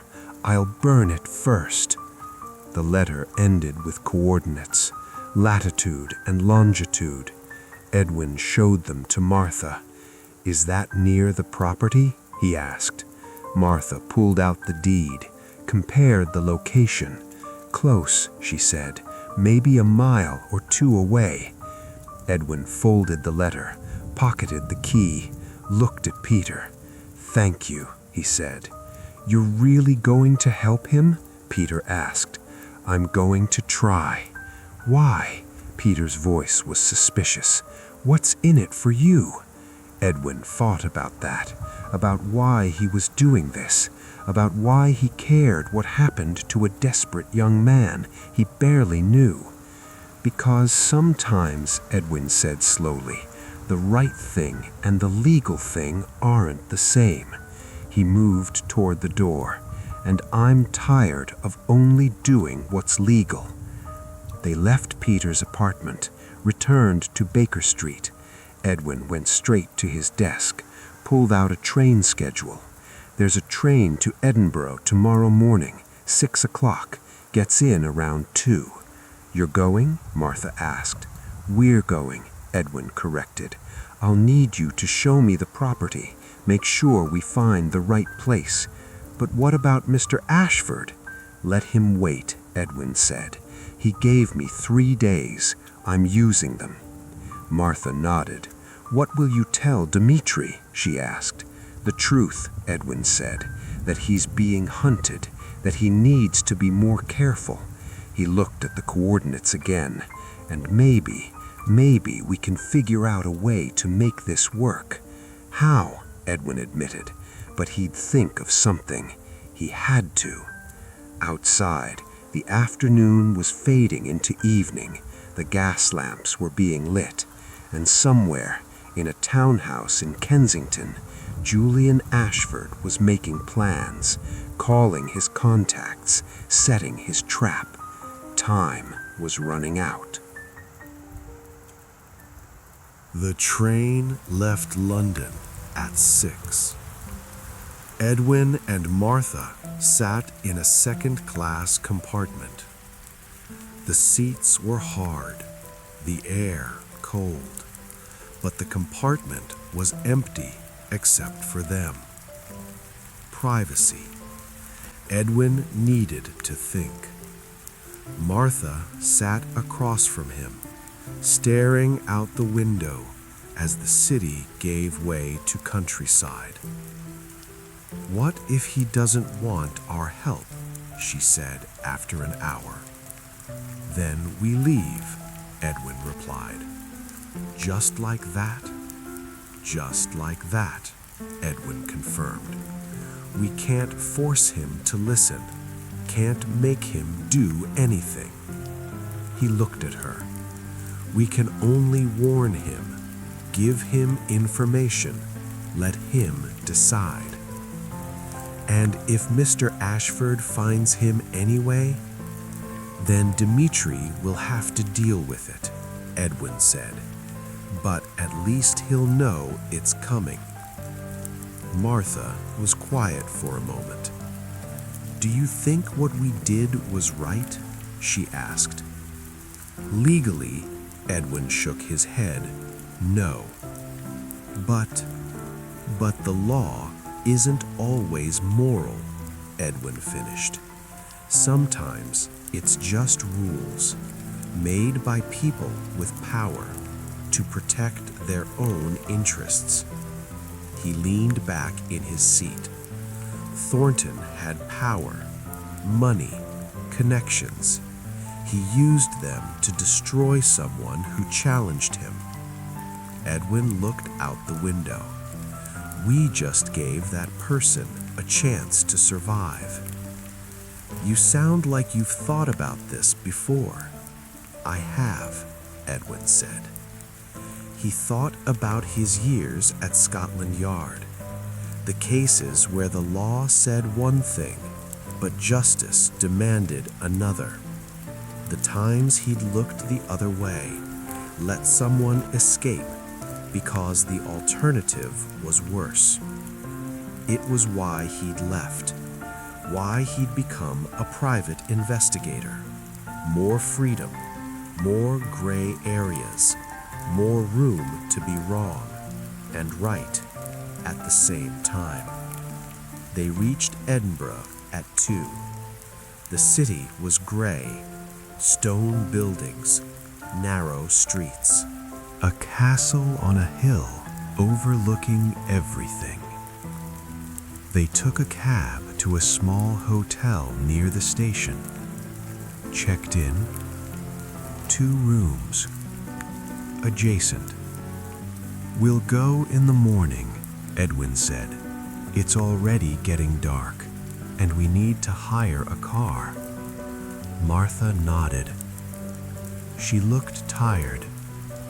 The trip had been long. Get some rest, Edwin said.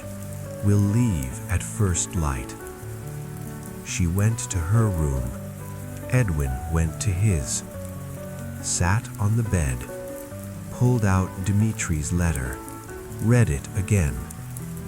The coordinates were precise. Whoever Dimitri was, whatever else he'd become, he was still careful, still thinking, still planning. Edwin folded the letter, looked out the window.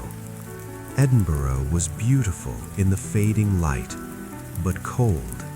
He could feel it even through the glass. November in Scotland, winter coming. He wondered if Dimitri had heat in that cottage, wondered if he was warm, safe, or if he was suffering again. Edwin slept poorly. Dreams of passages, hidden doors, violins singing in empty rooms. He woke at 5, dressed, met Martha in the hotel lobby at past. They found a man willing to rent them a car, a battered Austin, 20 years old, but it ran. Edwin drove. Martha navigated, using the deed and a map she'd bought at the station. They left Edinburgh heading east. The roads were narrow, winding, bordered by stone walls and bare trees. The landscape was beautiful. Rolling hills, distant mountains, everything brown and gold, winter colors. After an hour, Martha pointed. There, she said, that road. Edwin turned onto a dirt track, barely wide enough for the car. Branches scraped the sides. The suspension groaned over ruts. They climbed higher into the hills, away from the main road. away from everything. The track ended at a clearing, and there, half hidden by trees, was the cottage. Small, stone, single story, a slate roof, one chimney, smoke rising. Someone was home. Edwin stopped the car, cut the engine. Silence. Just wind and the creak of trees. "Stay here," Edwin said. "No," Martha opened her door. "I'm coming." Edwin didn't argue. They walked toward the cottage. The ground was soft, muddy. Their footsteps made no sound. Edwin knocked on the door. No answer. He knocked again, louder. Inside, movement, footsteps. The door opened. Dmitri stood there. He looked different, cleaner. His beard was trimmed. His clothes were simple but neat. But his eyes, they were still hollow, still haunted. "Mr. Ashbury," Dimitri's voice was flat. "Mrs. Whitmore." "Hello, Dmitri," Edwin said. Dmitri didn't move, didn't step aside, just stood in the doorway, blocking them. "How did you find me?" he asked. "You left instructions," Edwin said, "with Peter. That was for emergencies." "This is an emergency," Edwin said. Dmitri studied him, then Martha. Finally stepped back. "Come in," he said. The cottage was one room, a bed in the corner, a table, 2 chairs, a small stove, and on the table, the Stradivarius, out of its case, resting on a cloth. Beautiful. Edwin could see why people killed for such things. "I've been practicing," Dmitri said quietly. 6 hours a day. My fingers hurt, but I'm getting better." He looked at the violin. "It's been so long." "Dmitri," Edwin said, "someone is looking for you." Dimitri's head snapped up.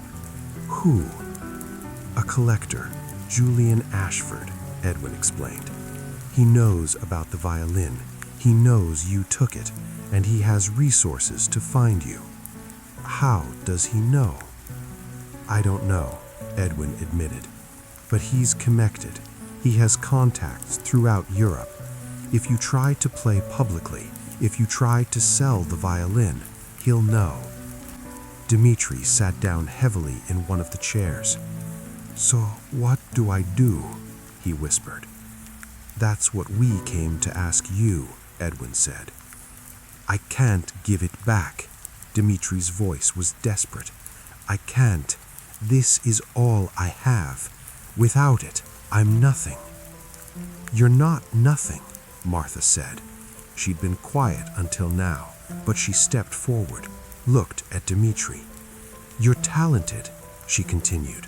"Mr. Thornton said so himself. Even at the end, even when he was angry, he'd talk about you, about how good you were." She paused. "The violin doesn't make you good.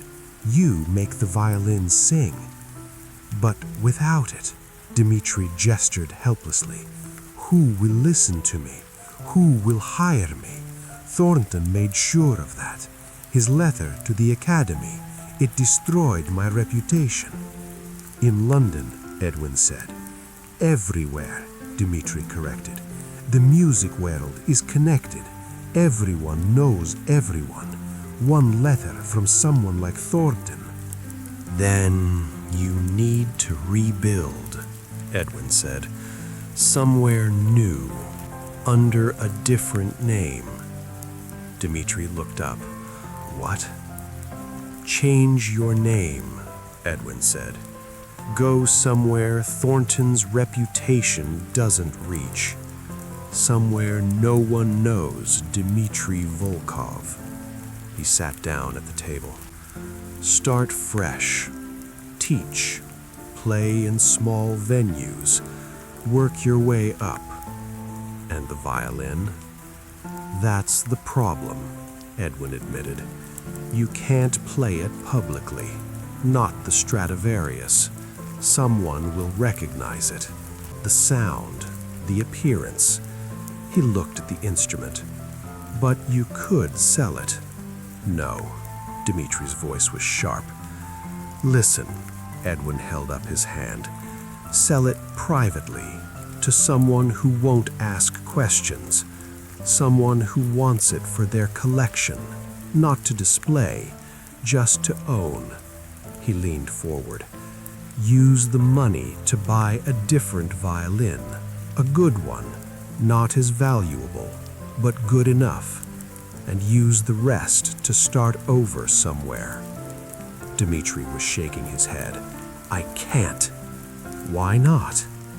Because, Dimitri's voice broke, because this is all I have of him, of the time when he believed in me, when I thought I mattered. He reached out, touched the violin. I know it's stupid. I know he betrayed me. But this, he couldn't finish. Martha sat down beside him. Mr. Volkov, she said gently, I understand. She took his hand. I spent 23 years in that house, watching him, serving him, even when he was cruel, even when he was wrong. I stayed. She squeezed his hand. Because I thought loyalty mattered. Because I thought my service meant something. She paused. But it didn't. Not to him. I was just staff. Replaceable. Forgettable. Dmitri looked at her. Then why? He asked. Why did you help me? Because I finally understood, Martha said, that loyalty to a cruel person isn't virtue. It's just fear. She gestured to the violin. This instrument, it's beautiful, it's valuable, but it's also a chain, tying you to him, to what he did, to what he took from you. She met his eyes. Let it go. Sell it. Buy your freedom. The room was silent except for the fire crackling in the stove. Dmitri stared at the violin.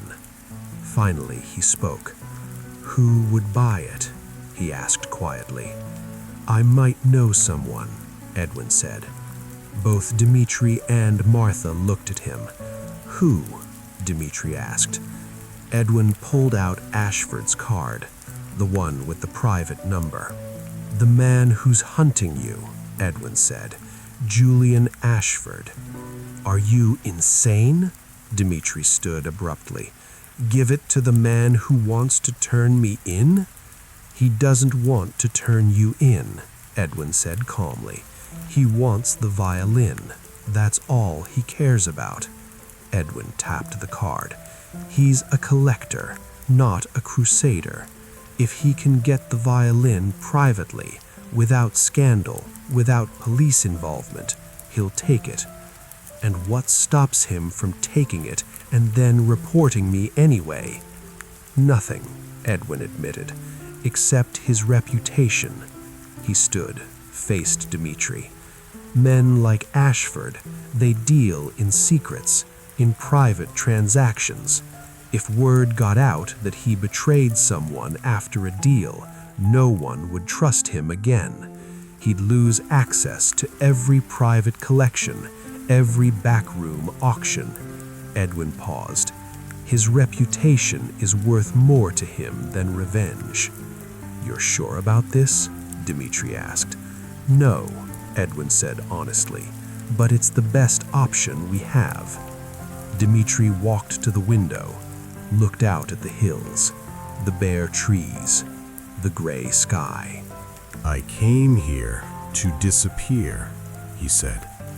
To start over. He turned back. But I've been lying to myself. This cottage, this isolation, it's not freedom. It's just another prison. He looked at the violin. And you're right. As long as I have this, I'll never be free of him. He walked back to the table, picked up the Stradivarius, held it. How much would Ashford pay? He asked. He offered the Academy £5,000, Edwin said. I'd ask for 7. 7,000? Dimitri's eyes widened. You're taking the risk, Edwin pointed out. Meeting him, dealing directly, that's worth something. He pulled out his notebook, started writing. I'll arrange the meeting. Neutral ground. Public enough to be safe, private enough to be discreet. He tore out the page, handed it to Martha. This is what we'll need. Martha read it, nodded. I can arrange that, she said. What do I do? Dimitri asked. Pack, Edwin said. Everything you need, because after we sell the violin, you don't come back here. He looked around the cottage. Ashford might trace it eventually. You need to be gone. Where should I go? Somewhere warm, Edwin suggested. Italy, Spain, somewhere you can teach, play in cafes, build a new reputation. He paused. And pick a new name, something Italian maybe, something that sounds like you belong there. Dimitri thought for a moment. Domenico, he said quietly. Domenico Rossi. Good, Edwin nodded. Domenico Rossi, violinist, recently arrived from Milan, looking for students and performance opportunities. He looked at Martha. We'll need papers. I know someone, Martha said. Edwin didn't ask, didn't want to know. When do we meet Ashford? Dimitri asked. 2 days, Edwin said. That gives Martha time to arrange things, gives you time to prepare. He picked up the card again. I'll call him tonight, set it up. What do I say to him? Nothing, Edwin said. I'll do the talking. You just bring the violin, show him it's authentic, then leave. Edwin looked at him seriously. And Dimitri, once this is done, once you take the money, you disappear completely. Change your name, change your life. Don't look back. What about you? Dimitri asked. If Ashford finds out you helped me, then I deal with it, Edwin said.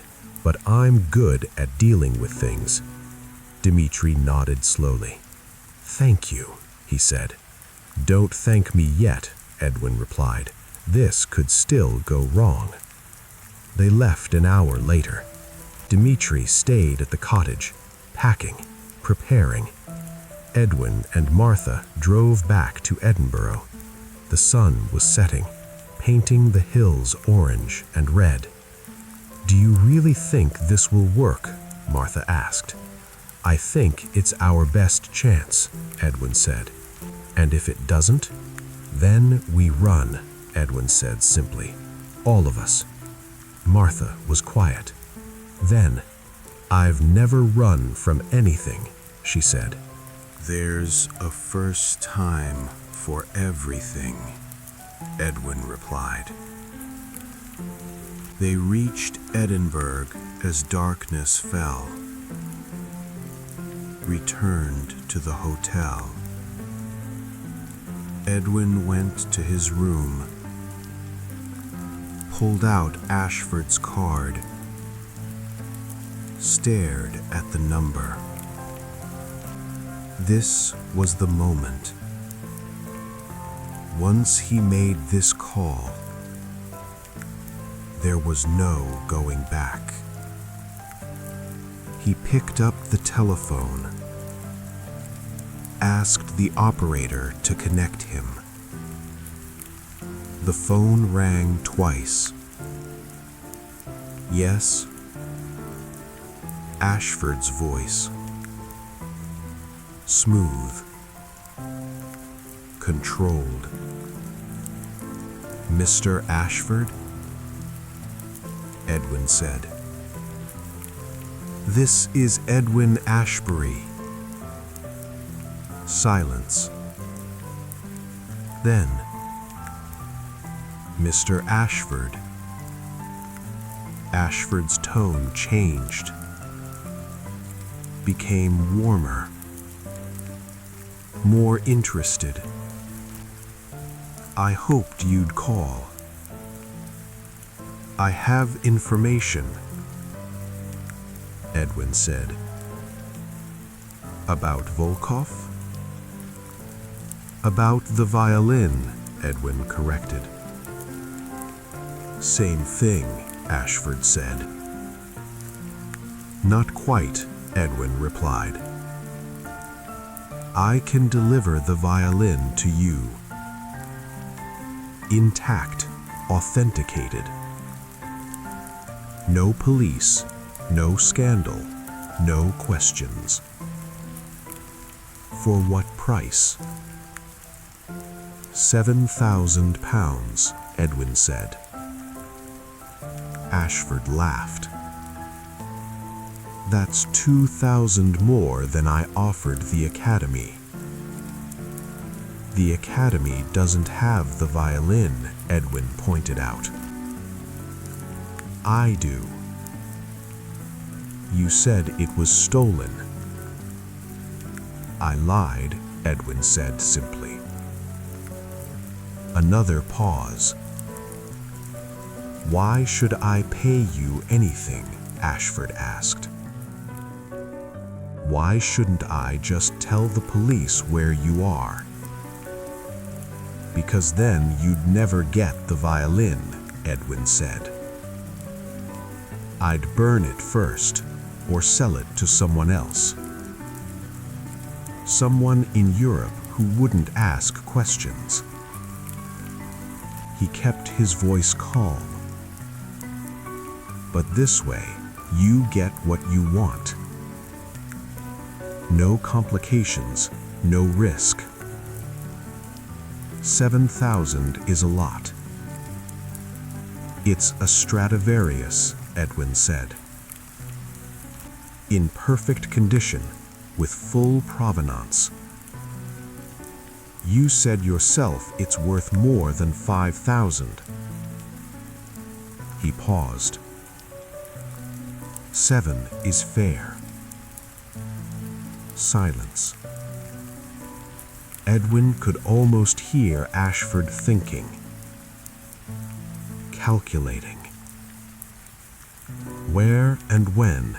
Ashford finally asked. Edinburgh, 2 days from now. I'll send you the location tomorrow. How do I know this isn't a trap? Edwin countered. Stalemate, Ashford said. So we both take a risk, Edwin replied. That's how these things work. More silence. Then, fine, Ashford said. 7,000. But I want to see the violin first. Examine it. Verify authenticity. Agreed, Edwin said. Bring cash. I'll bring the violin. We make the exchange. Then we never speak again. One condition, Ashford said. What? I want to know, Ashford's voice was curious now, why you're doing this.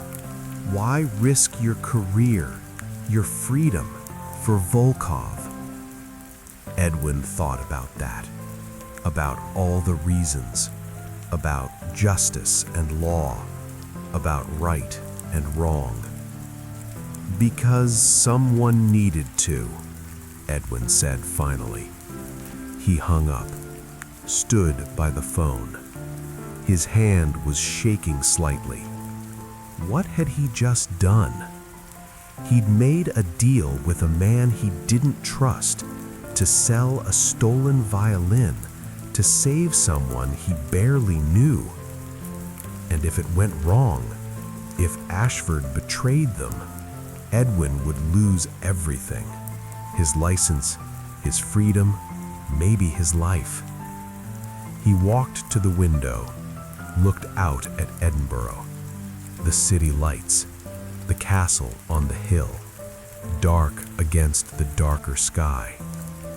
Tomorrow he'd arrange the meeting place. Tomorrow Martha would get the papers. Tomorrow they'd set everything in motion. And in 2 days, one way or another, this would be over. He just hoped they'd all survive it. Edwin slept even worse that night. Dreams of Ashford, of police, of Dimitri running, of the violin burning. He woke early, 6 o'clock, gray light through the window. He dressed, met Martha for breakfast in the hotel dining room. "I made some calls," she said quietly. "The papers will be ready tomorrow." "Good," Edwin said. "And the meeting place," Martha continued. "I found something. A warehouse near the docks, empty, for sale. I convinced the owner to let us use it." She paused. "For a small fee." "Perfect," Edwin said. He gave her money, enough to cover the fee and more. "Use this for the papers," he said, "and for Dimitri's travel. He'll need tickets, money for when he arrives." Martha took the money. "This is a lot," she said. "I've been saving," Edwin replied. It was true. He'd been putting money aside for years. For what? He'd never known. Now he knew. They spent the day preparing. Edwin went to the warehouse, checked it, exits, sight lines, places to hide if necessary. It was good. Large open space, high windows, 2 doors, one in front, one in back. If something went wrong, they could run. Martha went to meet her contact, came back with an envelope, papers inside, passport, birth certificate, work permits, all in the name Domenico Rossi, all looking official. "Your contact is good," Edwin said. "He should be," Martha replied. "I paid enough." That evening, Edwin sent a telegram to Ashford. Simple. "Warehouse on Dock Street, number 47. Tomorrow, 6 p.m. Come alone." Then they drove back to the cottage to prepare Dimitri for what was coming. The drive took 2 hours. It was dark when they arrived. The cottage was lit, candles in the windows, smoke from the chimney. Edwin knocked. Dimitri opened the door. He was packed. 1 bag. Small. Everything he owned. "Ready?" Edwin asked. Dimitri looked back at the cottage, at the small space where he'd been hiding. Yes, he said. They drove back to Edinburgh. Dimitri sat in the back, silent, the violin case on his lap. "Tomorrow," Edwin said without turning around. "You don't speak unless spoken to. You don't offer information. You just show him the violin. Let him examine it. Then you leave." "Where do I go?" Dimitri asked. "There's a train," Martha said. "Leaves at 7, goes to London. From there, another train to Dover, then the ferry to France." She handed him an envelope. "Your papers, your tickets, and enough money to get you started." Dimitri took the envelope, opened it, saw the name. "Domenico Rossi," he read aloud. "That's who you are now," Edwin said. "Dmitri Volkov died in that cottage, left behind, forgotten." He glanced in the mirror, met Dimitri's eyes. "Domenico Rossi is going to Italy, to Rome, to start over. And if someone recognizes me—" "They won't," Edwin said. "Italy is full of musicians. No one will question another violinist." He paused. "Just teach, play, build a life, a quiet life. No more concerts?" Dimitri said quietly. "Not at first," Edwin agreed. "But eventually, maybe, under your new name, with a new reputation." He turned onto the main road. "Patience. That's what you need now." They reached Edinburgh at 10, checked Dimitri into a different hotel. Small, cheap, anonymous. "Stay in your room," Edwin instructed. "Don't go out. Don't talk to anyone.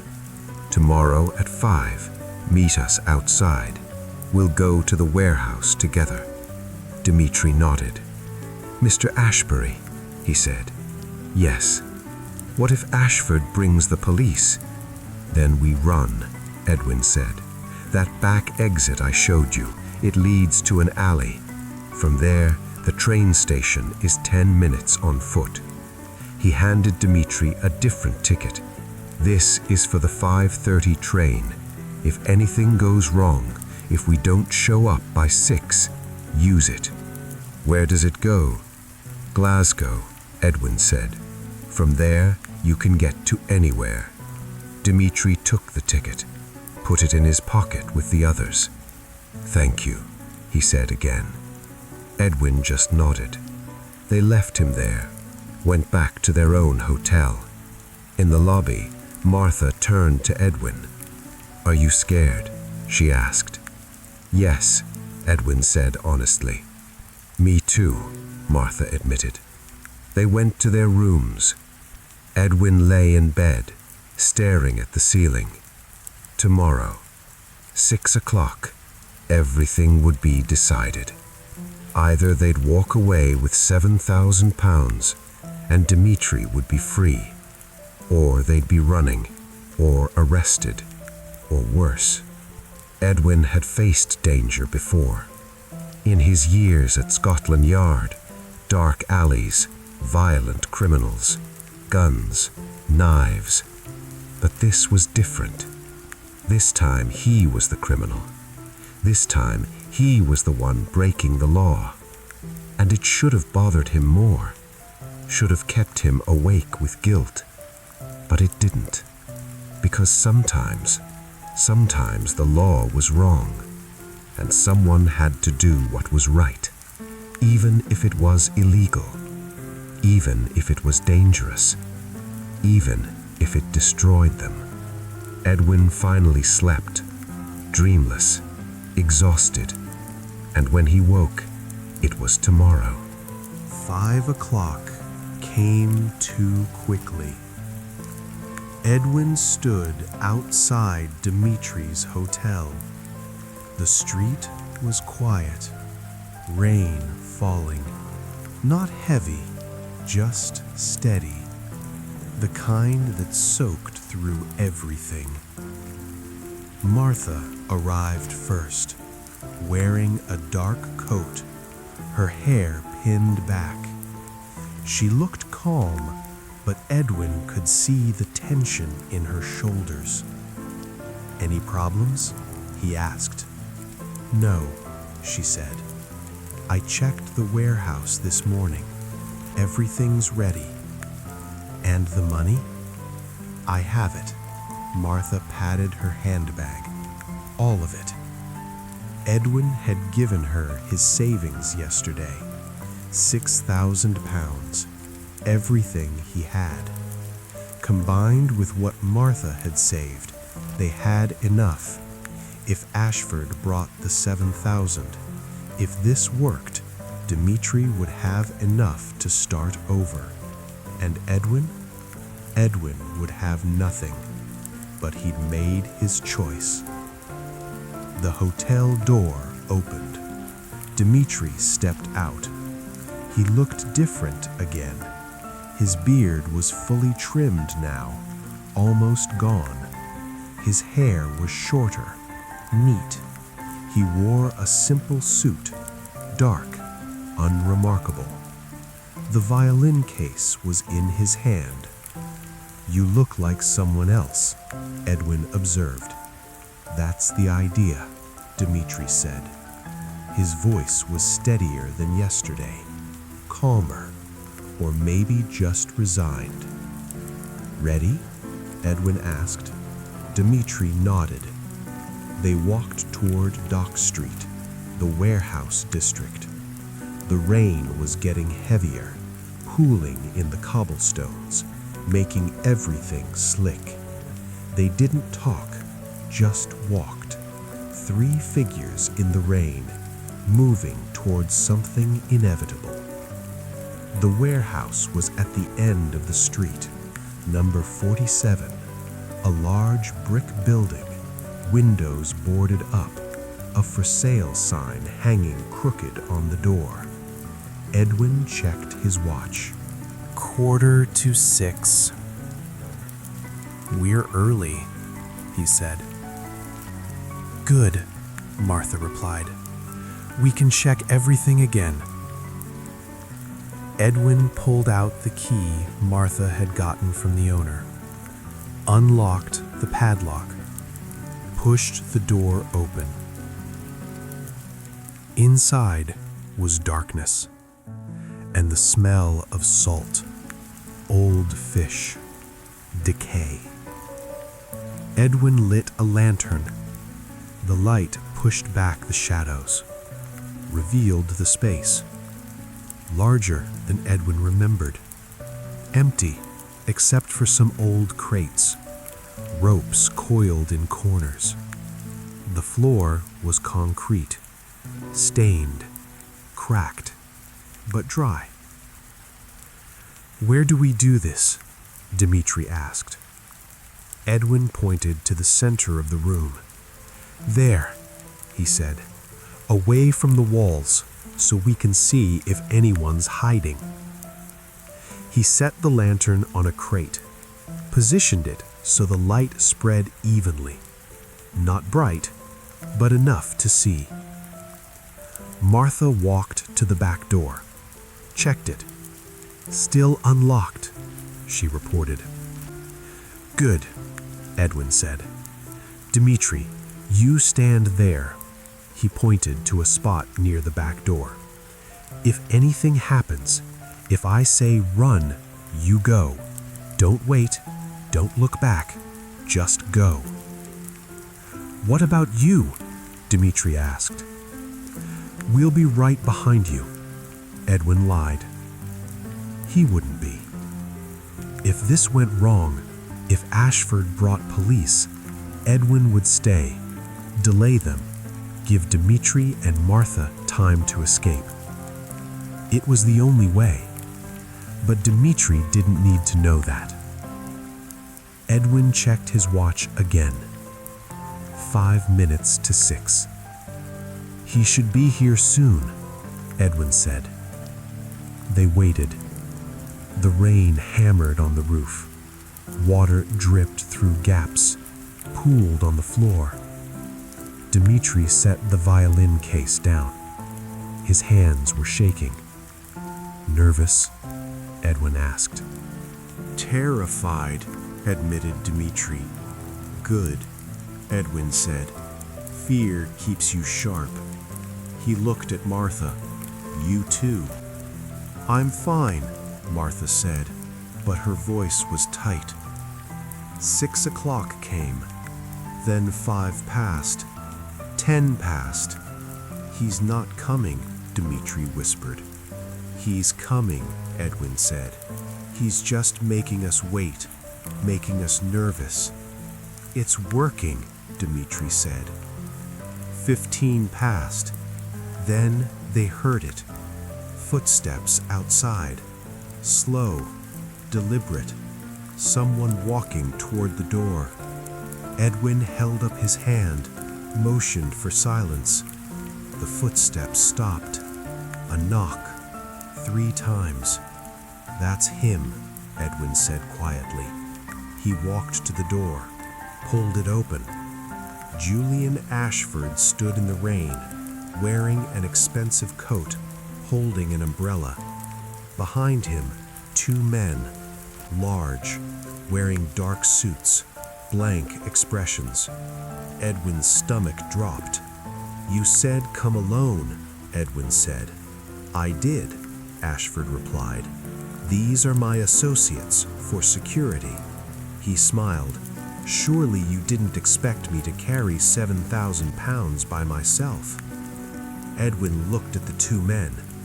They looked like hired muscle, but they could be anything. Police, private security, killers. They stay outside, Edwin said. Mr. Ashbury, Ashford's voice was reasonable.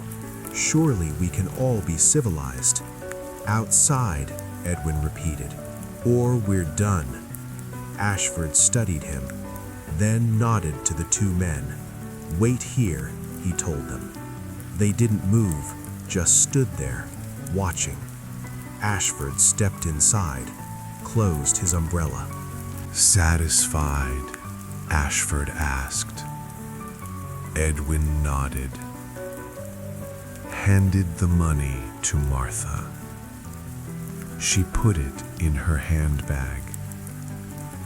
Ashford reached for the violin again. This time, Dmitri didn't stop him.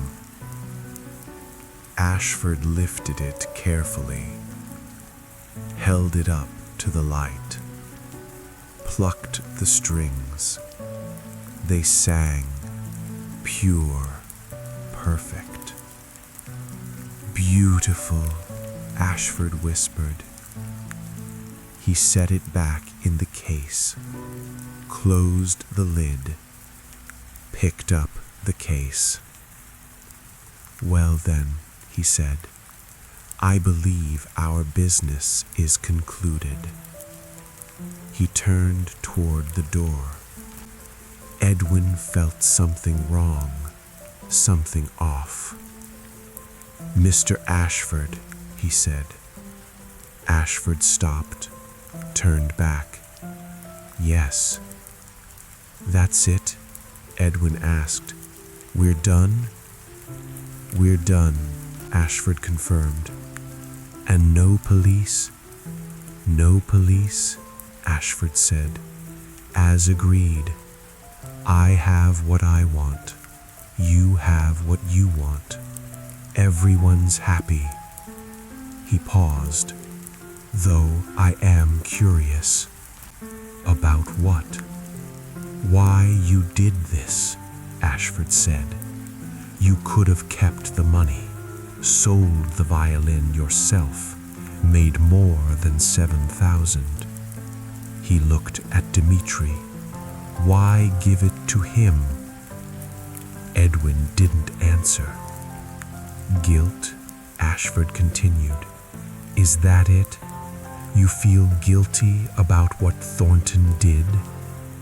He shook his head. Misplaced sympathy. Volkov is a thief.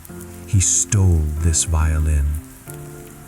Thornton stole his future, Edwin said. Thornton was within his rights, Ashford replied. It was his property, his will. He could leave it to whoever he wanted. He shifted the violin case. How brave you broke the law for sentiment. How noble. His voice was mocking. Edwin felt his jaw tighten. Are we done? He asked. Almost, Ashford said. He set the violin case down, reached into his coat again. Edwin's hand went to his pocket, where he kept his revolver. But Ashford didn't pull out a weapon.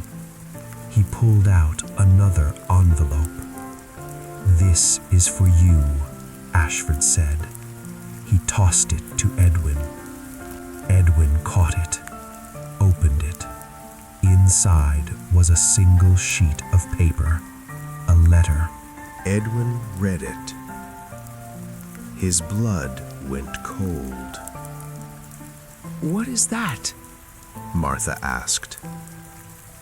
Edwin handed it to her. She read it. Her face went pale. What? Dmitri demanded. What does it say? It's a confession, Edwin said quietly. Signed by me, admitting to stealing the violin, to selling it illegally, to fraud. He looked at Ashford. Where did you get this? I wrote it, Ashford said. Last night. Your signature was easy enough to forge. I've done it before. He smiled. Insurance, you see. You bastard. Edwin stepped forward. Ashford held up his hand. Now, he said. This doesn't have to be a problem. As long as you cooperate. Cooperate how? Edwin asked. Simple, Ashford said. You disappear. All three of you. Leave Edinburgh. Leave Scotland. Don't contact the academy. Don't go to the police. He picked up the violin case again. And I'll destroy this confession. No one will ever know what you did. And if we refuse? Martha asked. Then I give this to the police, Ashford said, along with testimony about how you approached me. Tried to sell me a stolen violin. How I pretended to cooperate, to help catch you. He shrugged. Who do you think they'll believe? A respected collector or a disgraced detective and his accomplices? Edwin's hand was on his revolver. One shot. He could end this. But then what? The two men outside would hear, would come in, and even if Edwin got past them, even if they escaped, the confession existed in Ashford's handwriting. But who would believe that? Who would take Edwin's word over Ashford's? Tick-tock, Ashford said. My associates are waiting. Edwin looked at Dmitri, at Martha. They were trapped. completely. Unless I want to see you destroy it. Edwin said. What? The confession, Edwin said. Destroy it now in front of us. Then we'll disappear. Ashford laughed. You think I'm stupid enough to bring the original? He said. That's a copy. The real confession is safe, hidden. If anything happens to me, it goes to the police automatically. He moved toward the door. So here's how this works. You disappear for, let's say, 6 months. If you stay gone, stay quiet, I'll destroy the original, and we'll never speak again. How do we know you'll keep your word? Martha asked. You don't, Ashford said simply. But what choice do you have? He was right. They had no choice. Edwin's hand fell away from his revolver. Fine, he said. Smart. Ashford opened the door. Remember, 6 months. Not a word to anyone. He stepped out into the rain. Goodbye, Mr. Ashbury. It's been educational. The door closed. Edwin stood there, listening. Footsteps. Fading. Then silence. Except for the rain. What do we do? Martha whispered. Edwin didn't answer. Walked to the front door. Opened it. Looked out. The street was empty. Ashford and his men were gone. Edwin closed the door. Turned back. We do what he said, Edwin said. We disappear. But the confession, Dmitri said. It's fake. I never signed anything. Any handwriting expert could prove that. But he said... I know what he said, Edwin interrupted, but think about it. If he really had something that solid, why make this deal? Why not just turn us in, get the reward, the recognition? Edwin walked back to the center of the room. No, he's bluffing, at least partially. What does that mean? Martha asked. It means he has something, Edwin said. Evidence, testimony, something that could hurt us, but not enough to guarantee a conviction. He picked up the lantern. So he's trying to scare us into running. It's working, Dmitri said. Good, Edwin replied, because we should run. He looked at them both. But not because of him, because it's the right move anyway. He gestured to Martha's handbag. You have the money. Yes. Then we split it, Edwin said. Dmitri gets 5,000, enough to start over in Italy. You and I split the rest. That's not fair, Dmitri protested. It's your money. It was my money, Edwin corrected. Now it's our money, and we all need it. He checked his watch. What time's your train? 7 o'clock, Dmitri said.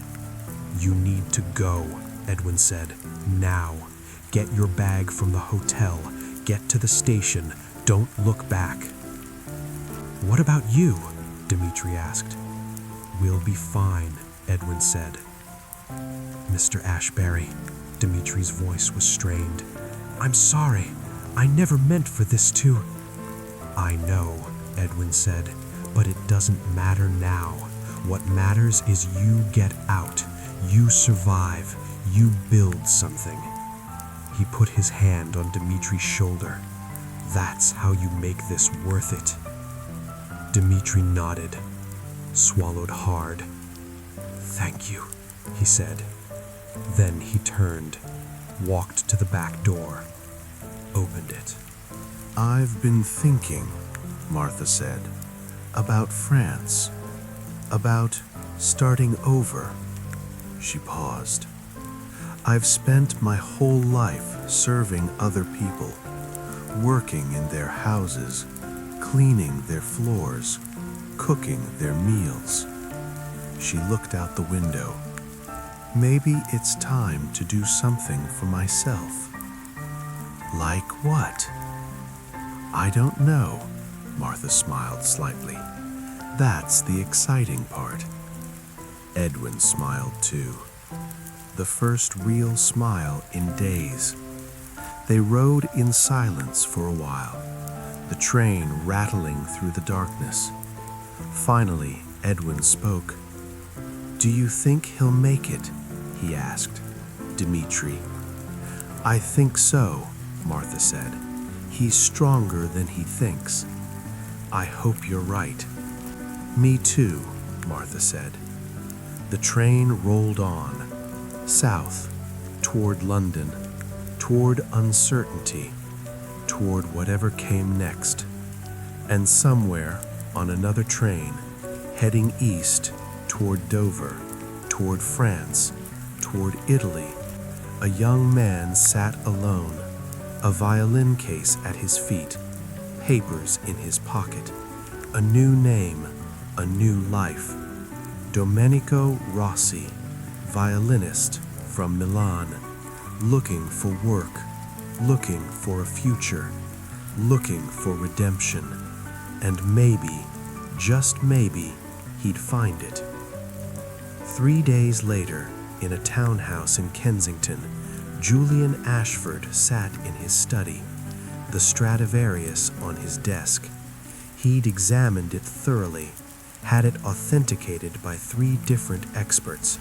All agreed, genuine, 1721, one of Stradivari's finest, worth far more than £7,000.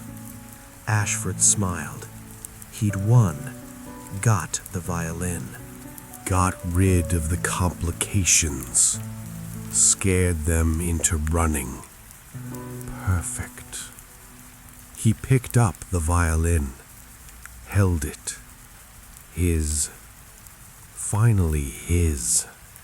He set it in a glass case on the wall, locked it, stepped back to admire it.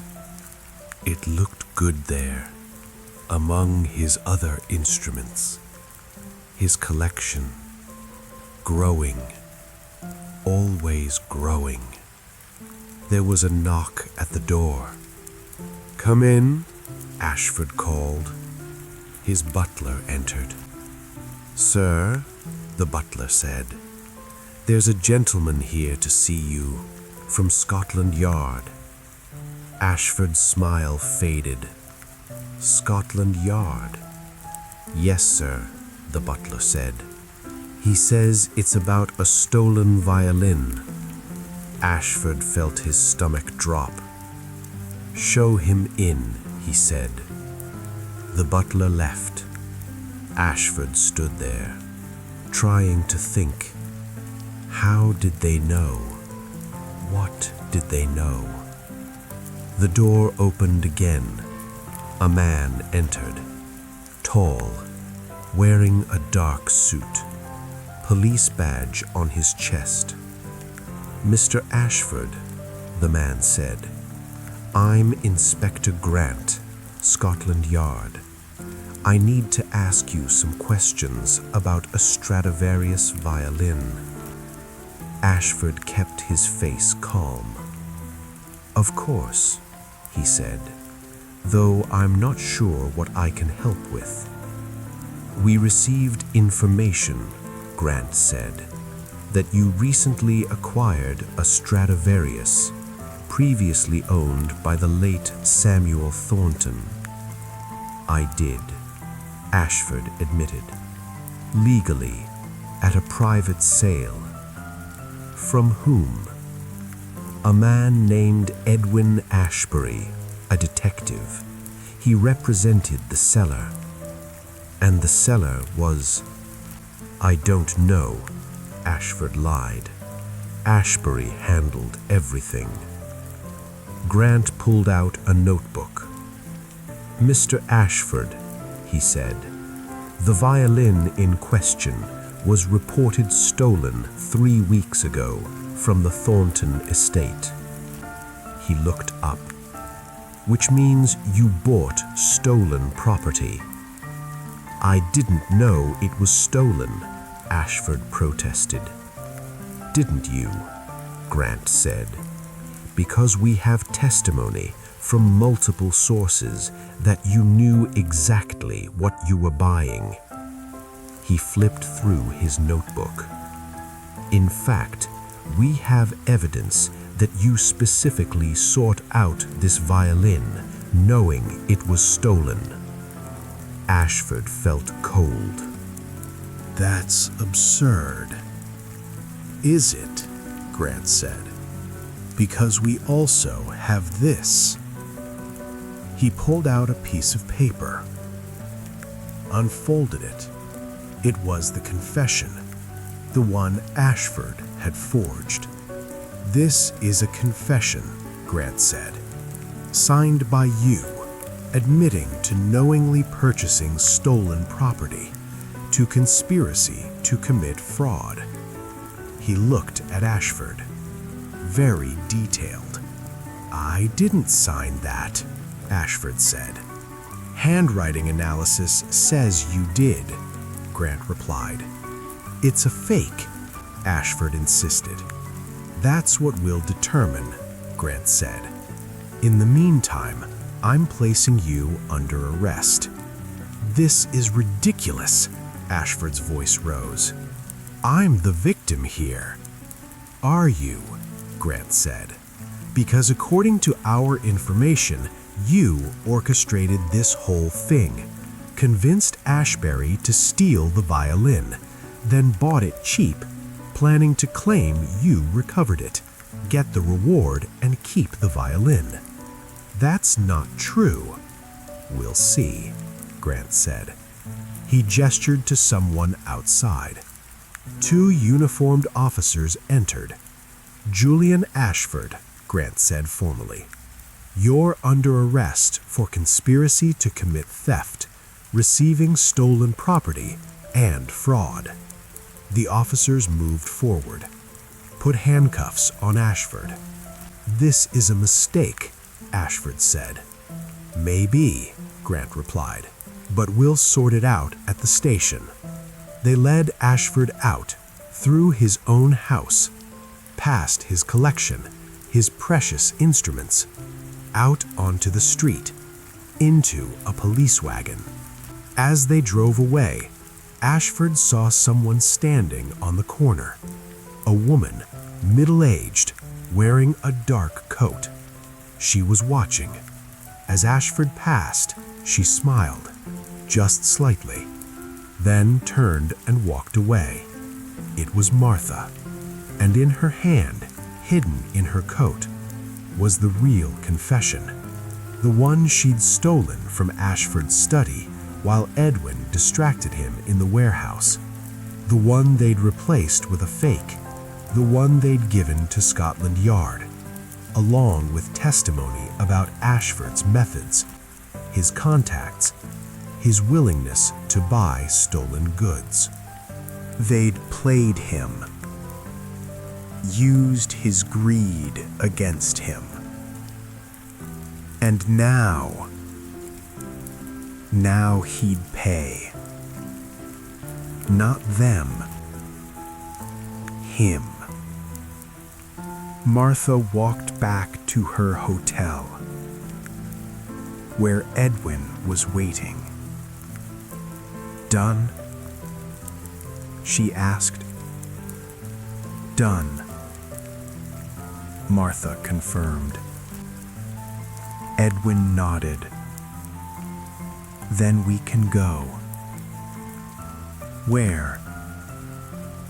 "Anywhere," Edwin said.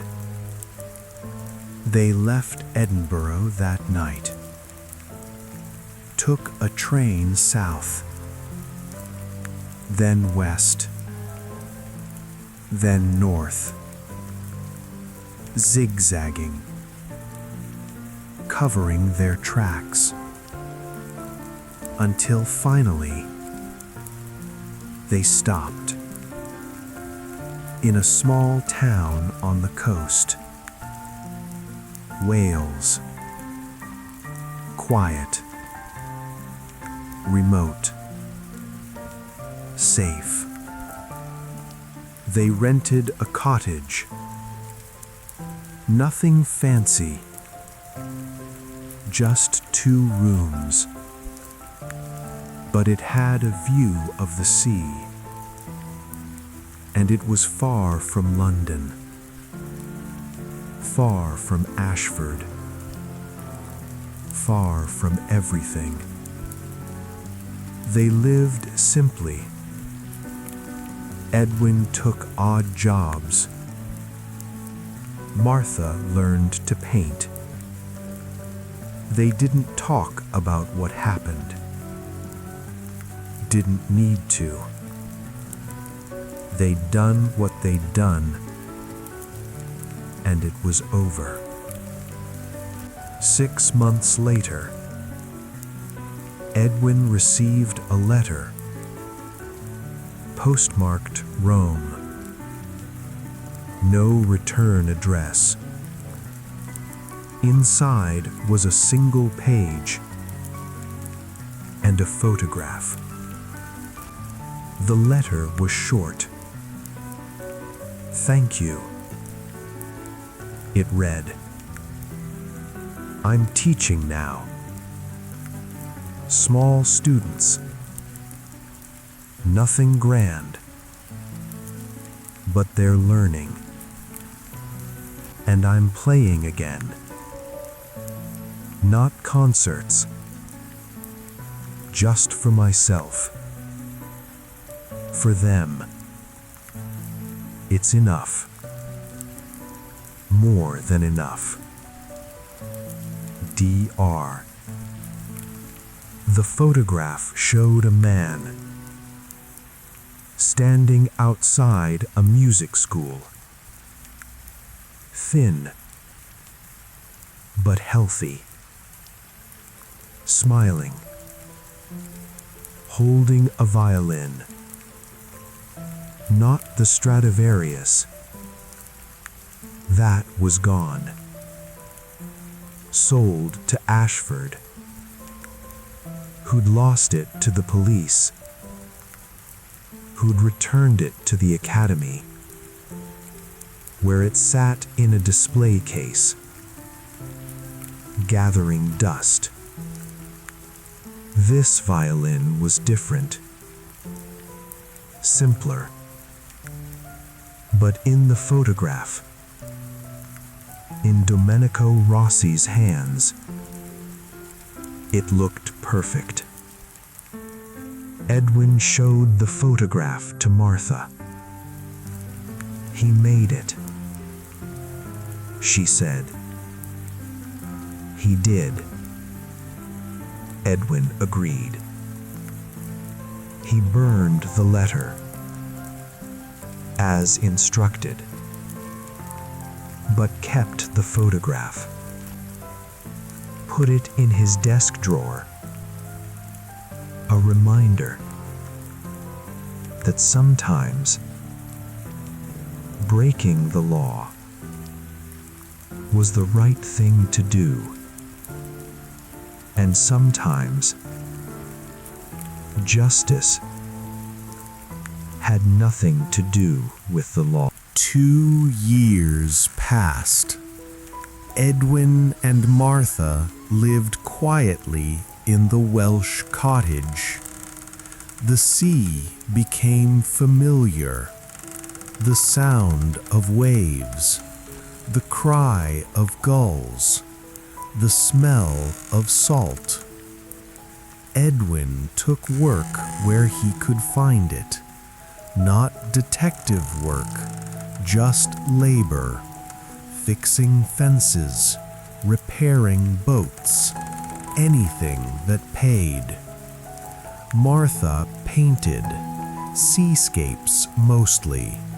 She was getting good, sold a few pieces to tourists in the summer.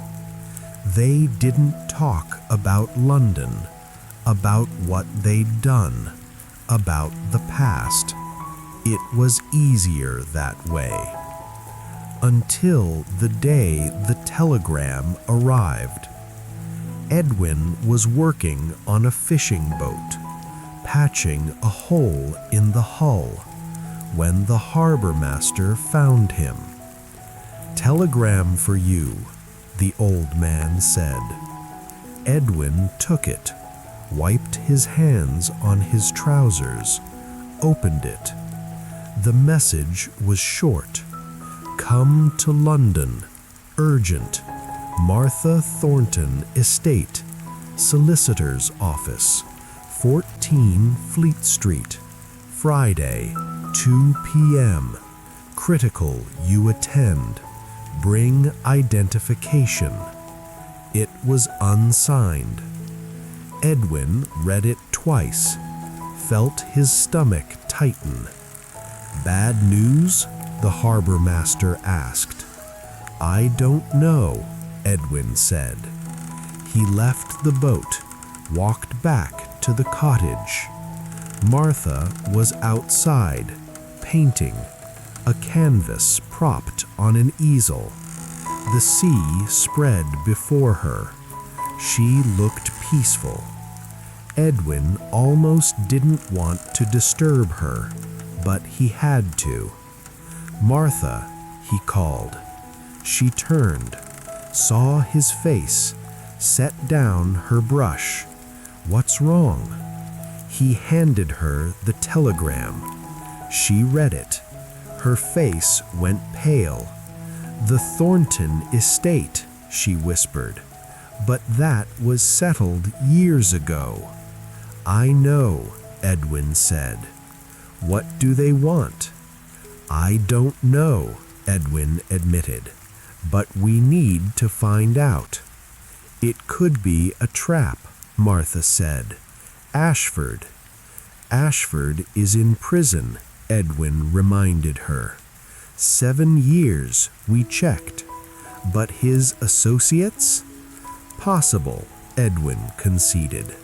"But the telegram mentions the estate specifically, a solicitor's office." He took the telegram back, studied it. If it was a trap, they'd use something more personal, more urgent. Martha looked unconvinced. "I don't like this." "Neither do I," Edwin said. "But we can't ignore it." He checked the date on the telegram. "Friday. That's 3 days from now." "You're going?" "We're going," Edwin corrected. "Edwin." "If this is about the estate," Edwin said, "they'll want to talk to you too. You were Thornton's housekeeper. You managed everything after he died." He folded the telegram, put it in his pocket. "We face this together." Martha nodded slowly. "When do we leave?" "Tomorrow morning," Edwin said. "Early train. We'll arrive Thursday night, check into a hotel, reconnoiter the area." He looked at her. "If anything feels wrong, we leave immediately." They spent that evening packing. Light bags, just necessities. Edwin brought his revolver, hidden in his coat. Martha brought the money they'd saved. Not much, but enough to run if necessary. The next morning, they took the early train. The journey was long, 8 hours, through countryside that gradually became towns, towns that became suburbs, suburbs that became London. Edwin hadn't seen the city in 2 years. It looked the same and completely different, bigger somehow, louder, more chaotic. They took a cab to a small hotel near Bloomsbury. Not fancy, but clean, anonymous. Edwin checked them in using false names, just in case. Once in their room, Edwin pulled out a map of London, found Fleet Street, number 14, a solicitor's office. "I'm going to scout it," Edwin said. "Now?" "Just to see," Edwin said. "Check the location, see if anything looks suspicious." He put on his coat. "Stay here, lock the door. If I'm not back in 2 hours, take the next train back to Wales." "Edwin." 2 hours, Edwin repeated firmly. He left before she could argue. Fleet Street was busy, even in the evening. Clerks hurrying home, barristers with their leather cases, newspaper sellers on corners. Edwin found number 14, a narrow building, 4 stories. Stone facade, a brass plaque by the door. Hartley and Sons, solicitors, Est, 1847. The windows on the ground floor were lit. Edwin could see figures moving inside. Normal office activity, nothing suspicious. He walked past, circled the block, checked the surrounding buildings, the alleys, the exits. Everything seemed legitimate, but Edwin's instincts were still on edge. Something about this felt wrong. He couldn't identify what, just a feeling, a prickle at the base of his skull. He returned to the hotel. Martha was waiting. "Well?" she asked. "It looks legitimate," Edwin said. But what?"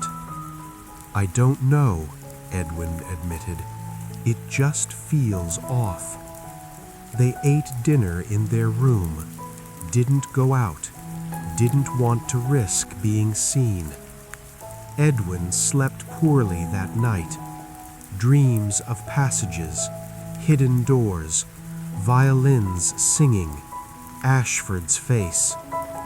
He woke at dawn, Friday, the day of the appointment. Edwin and Martha spent the morning preparing, going over their story, what to say, what not to say, how to answer questions. "If they ask about the violin," Edwin said, "we know nothing. We heard it was stolen. We filed a report. That's all. And if they ask about Dmitri, we never met him, never heard of him. They might not believe us." "They don't have to believe us," Edwin replied. "They have to prove we're lying, and they can't." He checked his watch. "It's time." They left the hotel at 1:30, walked to Fleet Street. The afternoon was gray, clouds low, rain threatening. They reached number 14 at 10 minutes before 2. Edwin paused outside. "Last chance to run," he said. "No," Martha said. "We face this." Edwin pushed open the door. Inside was a reception area. Dark wood paneling, green leather chairs, a secretary at a desk, young woman, perhaps 25. She looked up as they entered. "Can I help you?" she asked. "Edwin Ashbury," Edwin said. "I received a telegram about the Thornton estate." The secretary checked a ledger. "Ah, yes," she said. "Mr. Hartley is expecting you. Second floor, first door on the right." "Thank you," Edwin said. They climbed the stairs. The wood creaked under their feet. The walls were lined with portraits, old men in wigs, stern faces, judging eyes. Edwin found the door, knocked. "Come in," a voice called. Edwin opened the door. The office was large, windows overlooking the street, bookshelves filled with legal volumes, a massive desk, and behind the desk, a man, perhaps 60, white hair, round glasses, wearing a black suit. "Mr. Ashbury," the man stood, extended his hand. "I'm Richard Hartley. Thank you for coming." Edwin shook his hand. The grip was firm, professional. "This is Martha Whittemore," Edwin said. Hartley shook her hand as well. "Mrs. Whittemore, yes, please, both of you, sit." They sat in chairs facing the desk. Hartley returned to his seat, opened a file. "I apologize for the mysterious telegram," Hartley said, "but the matter is somewhat delicate." He looked at them over his glasses. "It concerns the estate of Samuel Thornton." "I thought that was settled," Edwin said.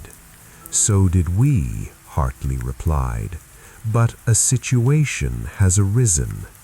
He pulled a document from the file. "3 weeks ago, we received a letter from a solicitor in Rome." He set the document on the desk. "Representing a client who claims to have information about Mr. Thornton's will." Edwin felt his blood run cold. Rome, where Dmitri had gone. "What kind of information?" Edwin asked carefully. "The client claims," Hartley said, "that Mr. Thornton created a second will 6 months before his death, a will that supersedes the one currently on record." "A second will?" Martha whispered. "Yes," Hartley said. "According to this client, the second will leaves everything, the house, the instruments, all of Mr. Thornton's property, to a specific individual." "Who?" Edwin asked. Hartley looked at him. "You," he said. The room went silent. Edwin stared. "What?"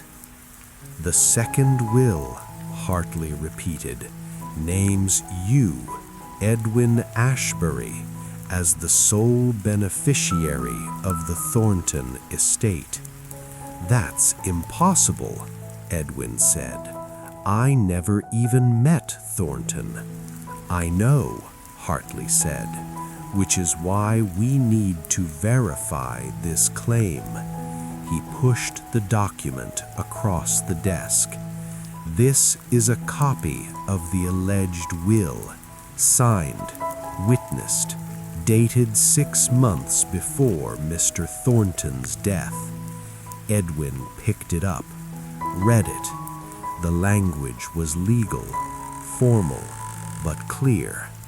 I, Samuel Thornton, being of sound mind, do hereby revoke all previous wills and bequeath my entire estate to Edwin Ashbury in recognition of services rendered.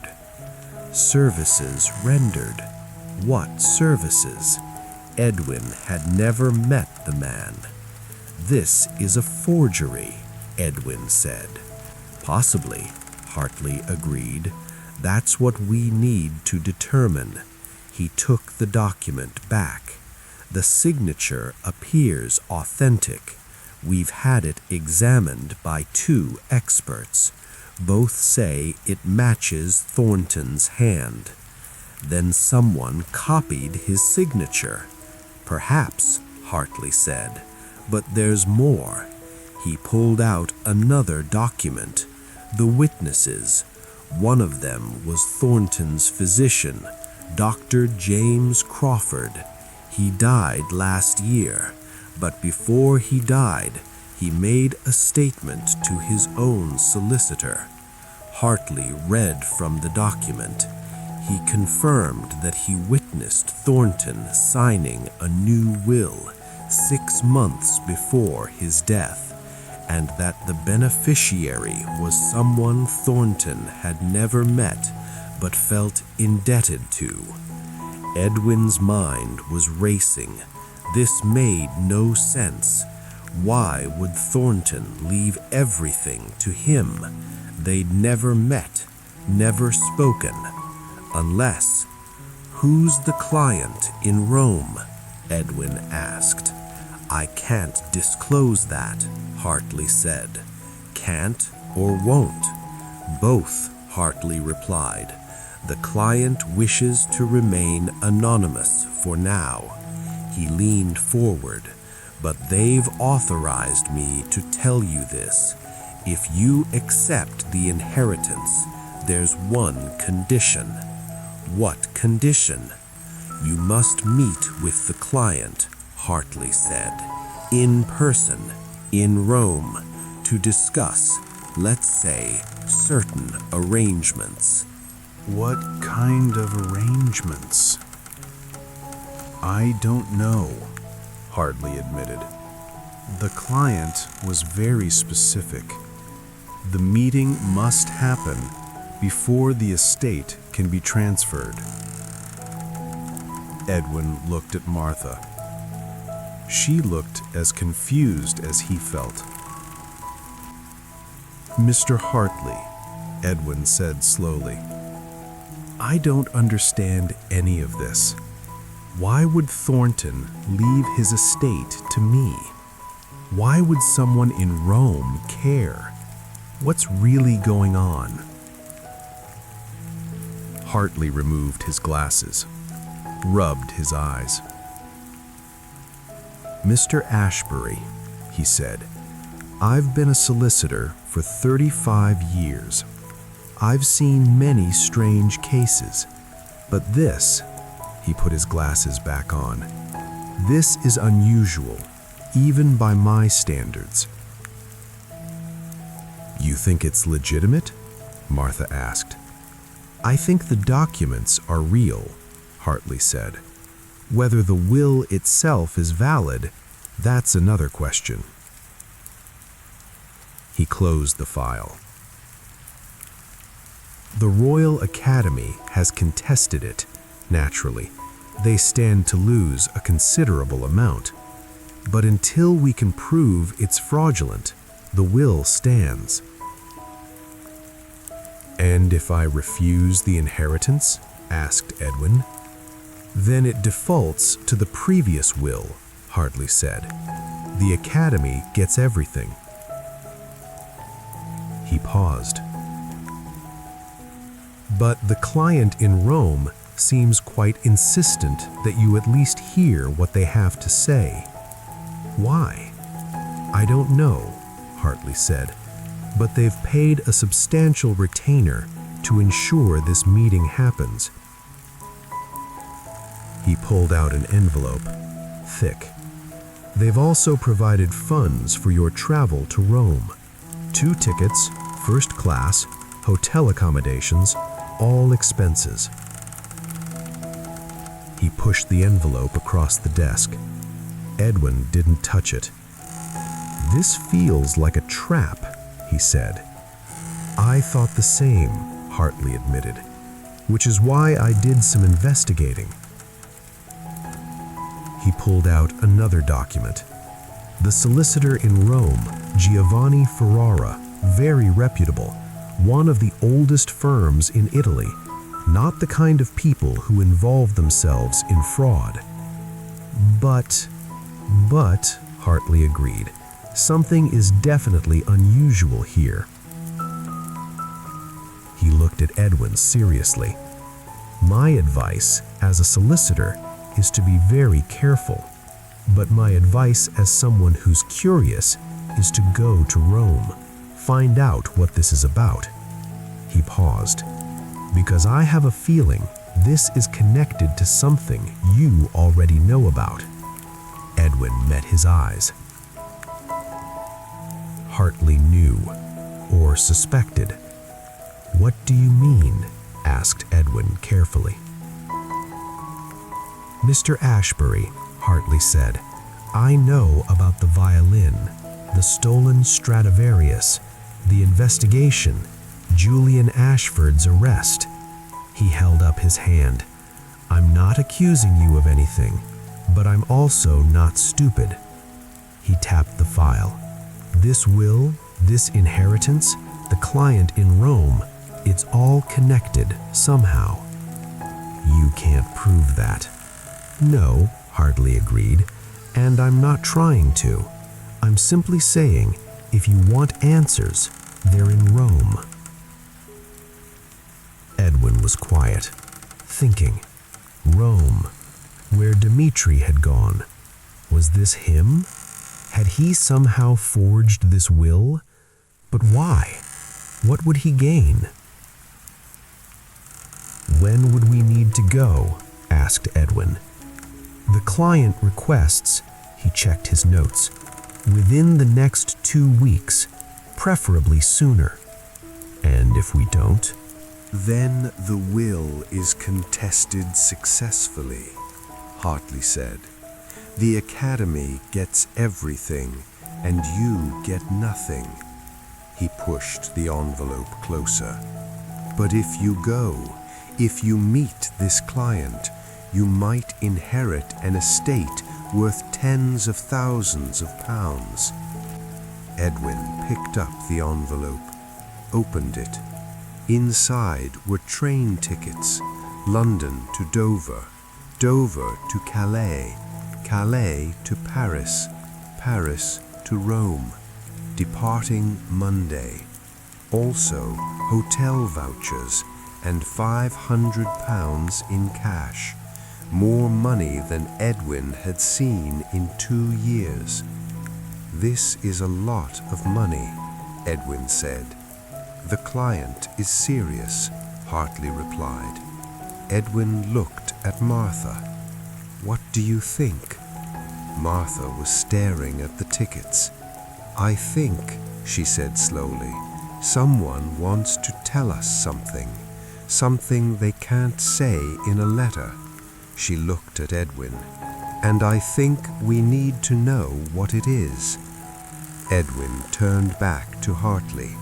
"If we go," he said, "if we meet this client, what guarantees do we have?" "None," Hartley said honestly.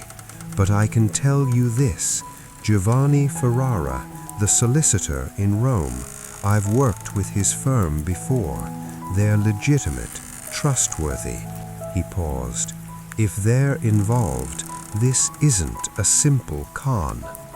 "What is it then?" "I don't know," Hartley said, "but I'd very much like to find out." Edwin stood. "We need to think about this." "Of course," Hartley stood as well. "The tickets are open-ended. Use them whenever you're ready." He walked them to the door. "Mr. Ashbury, Mrs. Whitmore, whatever this is, whatever's waiting in Rome, I genuinely hope it's in your favor." "Why?" Edwin asked. "Because," Hartley smiled slightly, "I've spent my career serving the wealthy, the powerful, people like the Academy, people who have so much they barely notice when they gain more." He opened the door. "It would be refreshing to see someone like you, someone who actually needs it, get something for once." They left the office, walked down the stairs, out onto Fleet Street. The rain had started, light but steady. Edwin and Martha stood under an awning. "What do we do?" Martha asked. Edwin looked at the envelope, at the tickets, at the money. "We go to Rome," he said. "You're sure?" "No," Edwin admitted, "but Hartley's right. This is connected to something, to Dimitri, to what we did." He looked at her. "And I need to know what." "It could be dangerous. Everything we've done has been dangerous," Edwin replied, "but we're still here." Martha nodded slowly. "When do we leave?" Edwin checked the tickets. "Monday," he said. 3 days. They walked back to the hotel. The rain was getting heavier. By the time they arrived, they were soaked. In their room, Edwin laid out the tickets, the itinerary. 5 days of travel, London to Rome.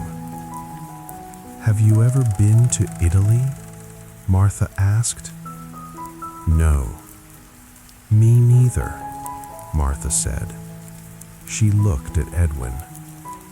"This is insane, you know that." "I know." "We're traveling across Europe," Martha continued, "to meet someone we don't know, about an inheritance that makes no sense, based on a will that might be forged." "I know," Edwin repeated. "And we're doing it anyway." "Yes," Edwin said. Martha laughed, a real laugh, the first Edwin had heard in weeks. "We're idiots," she said. "Probably," Edwin agreed. They spent the weekend in London, staying in the hotel, planning. Edwin bought new clothes, something respectable for meeting solicitors. Martha did the same. They also bought luggage, proper suitcases, not the worn bags they'd been carrying. On Sunday evening, Edwin sat by the window, looking out at the city. Martha was reading a newspaper she'd bought that morning. "Edwin," she said suddenly. Her voice was tight. Edwin turned. "What?" She handed him the newspaper, pointed to a small article. Edwin read it. "Julian Ashford, convicted art collector and dealer, was found dead in Pentonville prison yesterday. Officials report he died of natural causes, heart failure. An investigation is underway, but foul play is not suspected." Edwin set the paper down. "Heart failure," he said. "Like Thornton," Martha said quietly. "A coincidence. Do you believe that?" Edwin didn't answer. Didn't know what to believe. 2 men, connected by a violin, both dead of heart failure, years apart. It meant nothing, probably, but Edwin couldn't shake the feeling that something was still unfinished, that the story wasn't over, that Rome held answers to questions they didn't even know they were asking. Monday morning came too soon. They checked out of the hotel, took a cab to the station. The train to Dover left at 9. They found their compartment, first class, as promised. Comfortable seats, windows with curtains, a steward who brought tea. The train pulled out of the station. London fell away behind them. Edwin watched through the window. The city, the suburbs, the countryside. Everything familiar, everything changing. No turning back now, Martha said. No, Edwin agreed. The train rolled south, toward Dover, toward the Channel, toward France, toward Italy, toward whatever waited there. Edwin closed his eyes, tried to rest, but his mind wouldn't stop, couldn't stop, because somewhere in Rome, someone knew, someone understood, someone had answers, and in 3 days, Edwin would finally know what Samuel Thornton had really left behind. And why? After everything, it had all come back to Edwin. The train whistle blew, long, mournful, like a warning or a promise. Edwin didn't know which, didn't know if it mattered. All he knew was that the journey wasn't over. It had never been over. And whatever waited in Rome, whatever truth was hiding there, Edwin would face it, just like he'd faced everything else, with Martha beside him, with nothing to lose and everything to gain. The train rushed through the countryside, faster, faster, toward the coast, toward the crossing, toward the unknown. And behind them, in London, in a solicitor's office on Fleet Street, Richard Hartley sat at his desk, looking at the Thornton file. He'd told Edwin most of the truth, but not all of it. There was one more document, one more piece that he hadn't shared. A letter from Samuel Thornton himself, written the day before he died. Hartley opened it, read it again, even though he'd memorized it. "If you're reading this," it began, "then my second will has been discovered, and Edwin Ashbury is on his way to Rome. Good. He deserves the truth, deserves to know what I did, what I tried to fix before the end. Tell him I'm sorry for the boy, for the cruelty, for everything. And tell him the instruments are his now, all of them, but especially the one that's still singing, in the attic, in the wind. Let him decide what to do with it. Let him decide if forgiveness is possible, even for a dead man." The letter was signed, Samuel Thornton, and underneath, a postscript. "The boy, Dimitri, if he's still alive, if he made it, tell Ashbury to find him. Tell him to give the boy what I couldn't, a chance, a future, a life without ghosts." Hartley folded the letter, put it back in the file. Thornton had known, had understood what he'd done, what he'd destroyed, and in his final days had tried to make it right in his own way. Hartley picked up his telephone, called a number in Rome. "It's done," he said when someone answered.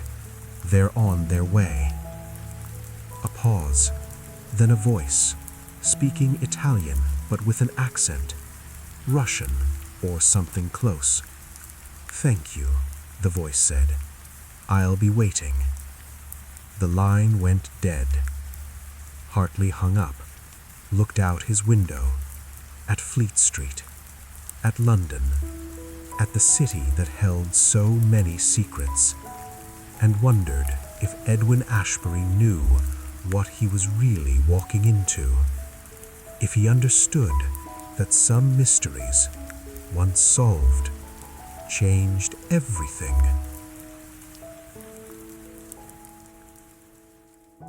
The journey took 5 days, Dover to Calais by ferry. The channel was rough.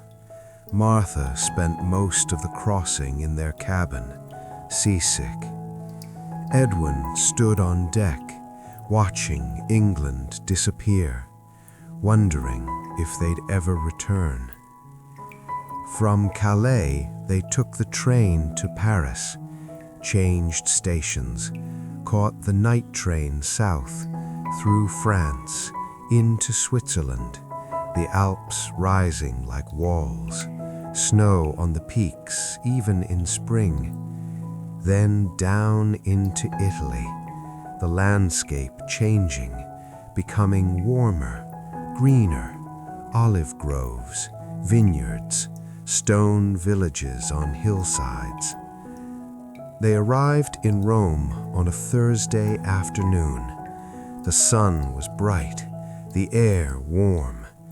Edwin had never felt heat like this, dry, almost dusty. The station was chaos, people everywhere, speaking Italian, shouting, gesturing, porters grabbing luggage, vendors selling food.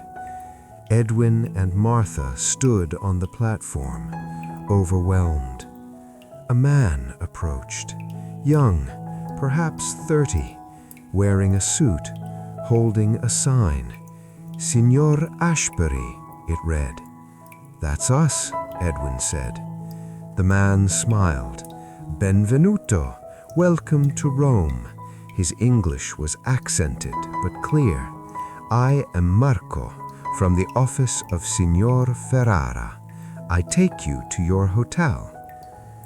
He collected their luggage, led them through the crowd, outside to a waiting car, black, expensive, a driver in livery. Marco opened the door. "Please." They climbed in. The car pulled away from the station, into the city. Rome was nothing like London. The buildings were older, stone and brick, balconies with iron railings, laundry hanging in the sun, churches everywhere, domes, towers, Bells ringing, and the ruins, ancient columns, crumbling walls, 2,000 years of history just sitting there among the modern streets. "Your first time in Rome?" Marco asked from the front seat. "Yes," Edwin said. "Is beautiful, no?" Marco gestured out the window. "The eternal city. Nothing changes. Everything changes." They drove for 20 minutes through narrow streets, past fountains, piazzas filled with people. Finally, the car stopped in front of a hotel, small, elegant, cream-colored stone, green shutters. "Hotel Minerva," Marco announced. "Very nice, very quiet." He helped them out, handed their luggage to a porter. "You rest today. Tomorrow, 10 o'clock, I come back, take you to Signor Ferrara's office." "Thank you," Edwin said. Marco tipped his hat, got back in the car, drove away. Edwin and Martha stood on the sidewalk. "Well," Martha said. "Well," Edwin echoed. They checked in. The clerk spoke some English, gave them a room on the 3rd floor with a balcony. Edwin opened the shutters, stepped outside. The view was rooftops, terracotta tiles, church domes, the city spread out, golden in the afternoon sun. "It's beautiful," Martha said behind him. "It is," Edwin agreed. But he wasn't thinking about beauty. He was thinking about why they were here, about who had brought them, about what waited tomorrow. They spent the evening in the hotel, too tired to explore, too nervous. The hotel restaurant served dinner, pasta, wine, Bread. Simple food, but good. Edwin barely tasted it. "You need to eat," Martha said. "I know." "Edwin," Martha set down her fork. "Whatever happens tomorrow, we'll face it. What if it's Dimitri?" "Then we'll see him again," Martha said. "Talk to him." "But why this?" Edwin gestured vaguely. "Why create a fake will? Why bring us all the way to Rome?" "Maybe it's not fake," Martha suggested. Edwin looked at her. "You think Thornton really left his estate to me?" "I think," Martha said slowly, "that Thornton was dying, knew it, and did things he'd been too proud to do before." She picked up her wine glass. "People change at the end, when they realize they're running out of time." Edwin thought about that, about Thornton in his attic, playing that violin, breaking the window, using his last moments to make the instrument sing. Maybe Martha was right. Maybe dying men did strange things, desperate things, things that made no sense except to them. They went to bed early. Edwin lay awake for hours, listening to the city. Voices in the street, music somewhere, church bells marking the hours. So different from Wales, from the cottage, from the sound of waves. This was real. This was happening. Tomorrow they'd know. Tomorrow everything would be clear, or nothing would. Edwin finally slept and dreamed of violins. Morning came with sunlight, bright, hot, already warm at 8. Edwin and Martha had breakfast in their room, coffee, pastries. Edwin couldn't eat. At 9:30, Marco arrived. "Buongiorno," he called up from the street. They went down, got in the car, drove through the city. The morning was busy. People walking, riding bicycles, cars honking, street vendors setting up, the smell of coffee, fresh bread. "Signor Ferrara's office is near the Pantheon," Marco said. "Very old building, very prestigious." They turned onto a narrow street, stopped in front of a palazzo, 4 stories, carved stone, massive wooden doors. "Here," Marco said. He led them inside. The interior was cool, marble floors, high ceilings, a courtyard in the center, open to the sky, fountain in the middle, water trickling. They climbed a staircase, wide, stone, worn smooth by centuries of feet. 2nd floor, a door, brass plaque, Giovanni Ferrara, Avvocato. Marco knocked. "Avanti," a voice called. Marco opened the door. Inside was an office, large, windows overlooking the courtyard, bookshelves, a desk, and behind the desk, a man, perhaps 70, white hair, tanned skin, sharp eyes, wearing a suit, expensive, well-tailored. Signor Ashbury, the man stood, came around the desk. Signora Whitmore, welcome.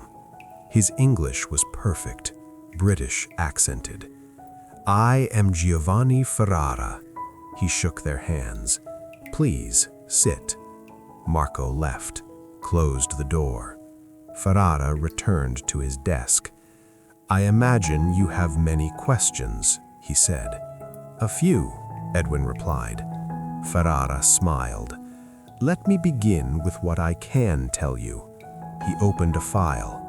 3 months ago, I received a letter from London, from a solicitor named Richard Hartley. He pulled out a document.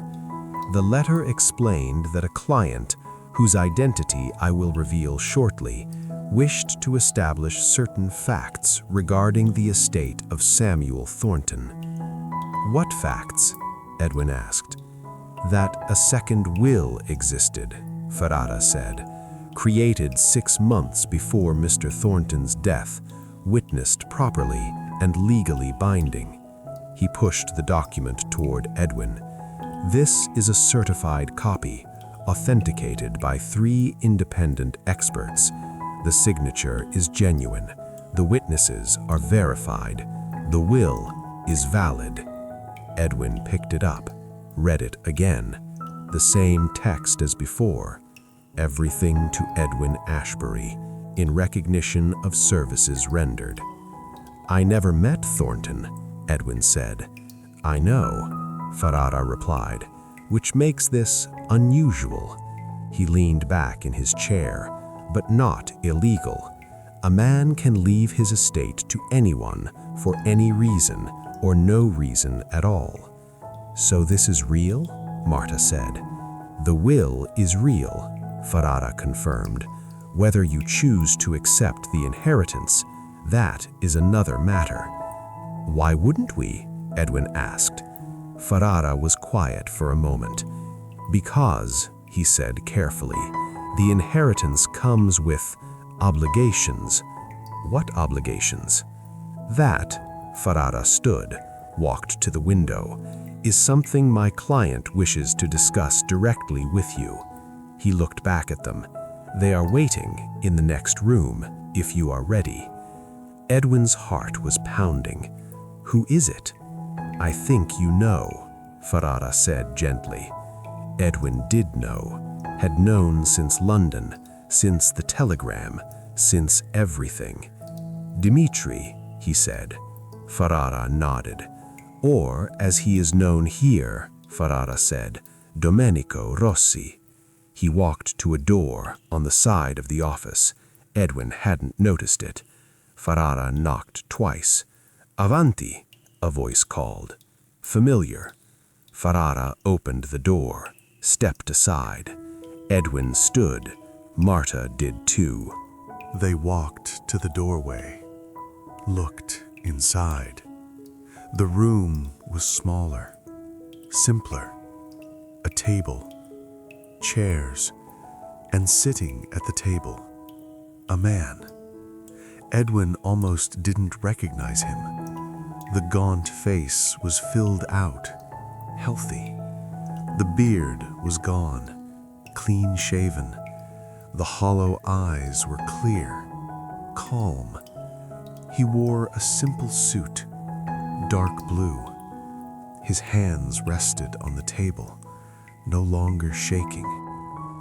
Mr. Ashbury, Dimitri said. His voice was steady, strong. Mrs. Whitmore, thank you for coming. Edwin stepped into the room. Martha followed. Ferrara closed the door, left them alone. Dimitri, Edwin said. Domenico, the man corrected gently. Dimitri died 2 years ago in Scotland. He gestured to the chairs. Please, sit. They sat. For a long moment, No one spoke. Finally, Edwin broke the silence. "You did this," he said. "The will, the inheritance, all of it." "Not exactly," Domenico replied. "The will was real. Thornton wrote it, signed it, 6 months before he died." He paused. "I found it." "Where?" "In the attic," Domenico said. "That night, when you and Mrs. Whitmore caught me, I'd been searching for weeks, looking for the bow, for anything valuable." He looked down at his hands, but what I found was hidden under the floorboards, near the window, a metal box, sealed. "What was in it?" Martha asked. "The will," Domenico said, "and a letter to me." He reached into his jacket, pulled out an envelope, old, yellow with age. Thornton wrote it the same day he signed the will. He pushed the envelope across the table. Edwin opened it. Inside was a letter. The handwriting was shaky, but legible. Edwin read it aloud. "Dimitri," it began, "if you are reading this, then I am dead, and you have come back, looking for what I promised you. I am sorry for what I did, for what I said, for destroying what we built together. I was wrong to punish you for being better than me, wrong to steal your future because I was afraid of being forgotten." Edwin paused, continued, "I cannot undo what I have done, cannot give back the years I took, but I can do this. I have left my estate, not to the academy, not to strangers, but to someone who will find you, who will help you, who will give you what I could not, a second chance." Edwin's voice caught. "The man's name is Edwin Ashbury. I have never met him, but I know he will come, because men like him, they always come when someone needs help. Find him, show him this letter, and trust that he will do what is right, because I could not. Samuel Thornton." Edwin set the letter down. His hands were shaking. "I don't understand," he said. "Neither did I," Domenico said, "not at first, but then I thought about it. Thornton was dying. He knew it, and he knew what he'd done to me. He couldn't apologize directly, couldn't admit he was wrong. His pride wouldn't allow it." Domenico picked up the letter. "But he could do this, create a puzzle, a mystery, something that would draw in the right kind of person, someone who would investigate, who would find me, who would help." "But how did he know about me?" Edwin asked. "He didn't," Domenico said, "not specifically, but he knew someone would investigate the strange sounds in the attic, the violin playing. He designed it that way. The broken window, the resonance. He knew it would draw attention." Domenico smiled slightly. "And he knew that whoever investigated, whoever solved that mystery, would be smart enough, compassionate enough to help me." Martha was staring. "He set this all up," she whispered, "before he died?" "Yes," Domenico said. "The second will, the hidden letter, even the first violin bow, the fake one. He left that intentionally, knowing I'd find it, knowing I'd destroy it in anger." He looked at Edwin. "Everything was calculated to lead you to me and me to you. But you were living in the passages for months.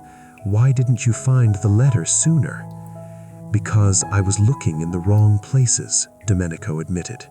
"I searched his study, the rooms, the obvious locations. But the attic, I was afraid of the attic. That's where he died, where I'd spent so many hours being criticized, being broken down." He paused. "It wasn't until that night, when I heard you and Mrs. Whitmore talking, about the window, about the wind, that I realized that's where he would have hidden it, in the place I feared most. Edwin leaned back in his chair, processing. "So the inheritance is real," he said slowly. "It's real," Domenico confirmed. "But you want something," Edwin said. "That's why we're here. That's why you brought us to Rome." "Yes," Domenico said. He stood, walked to a cabinet in the corner, opened it. Inside was a violin case. He brought it back to the table, set it down. "I want you to take this." Edwin looked at the case. "What is it?" "Open it," Domenico said. Edwin did. Inside, a violin. Beautiful. Old.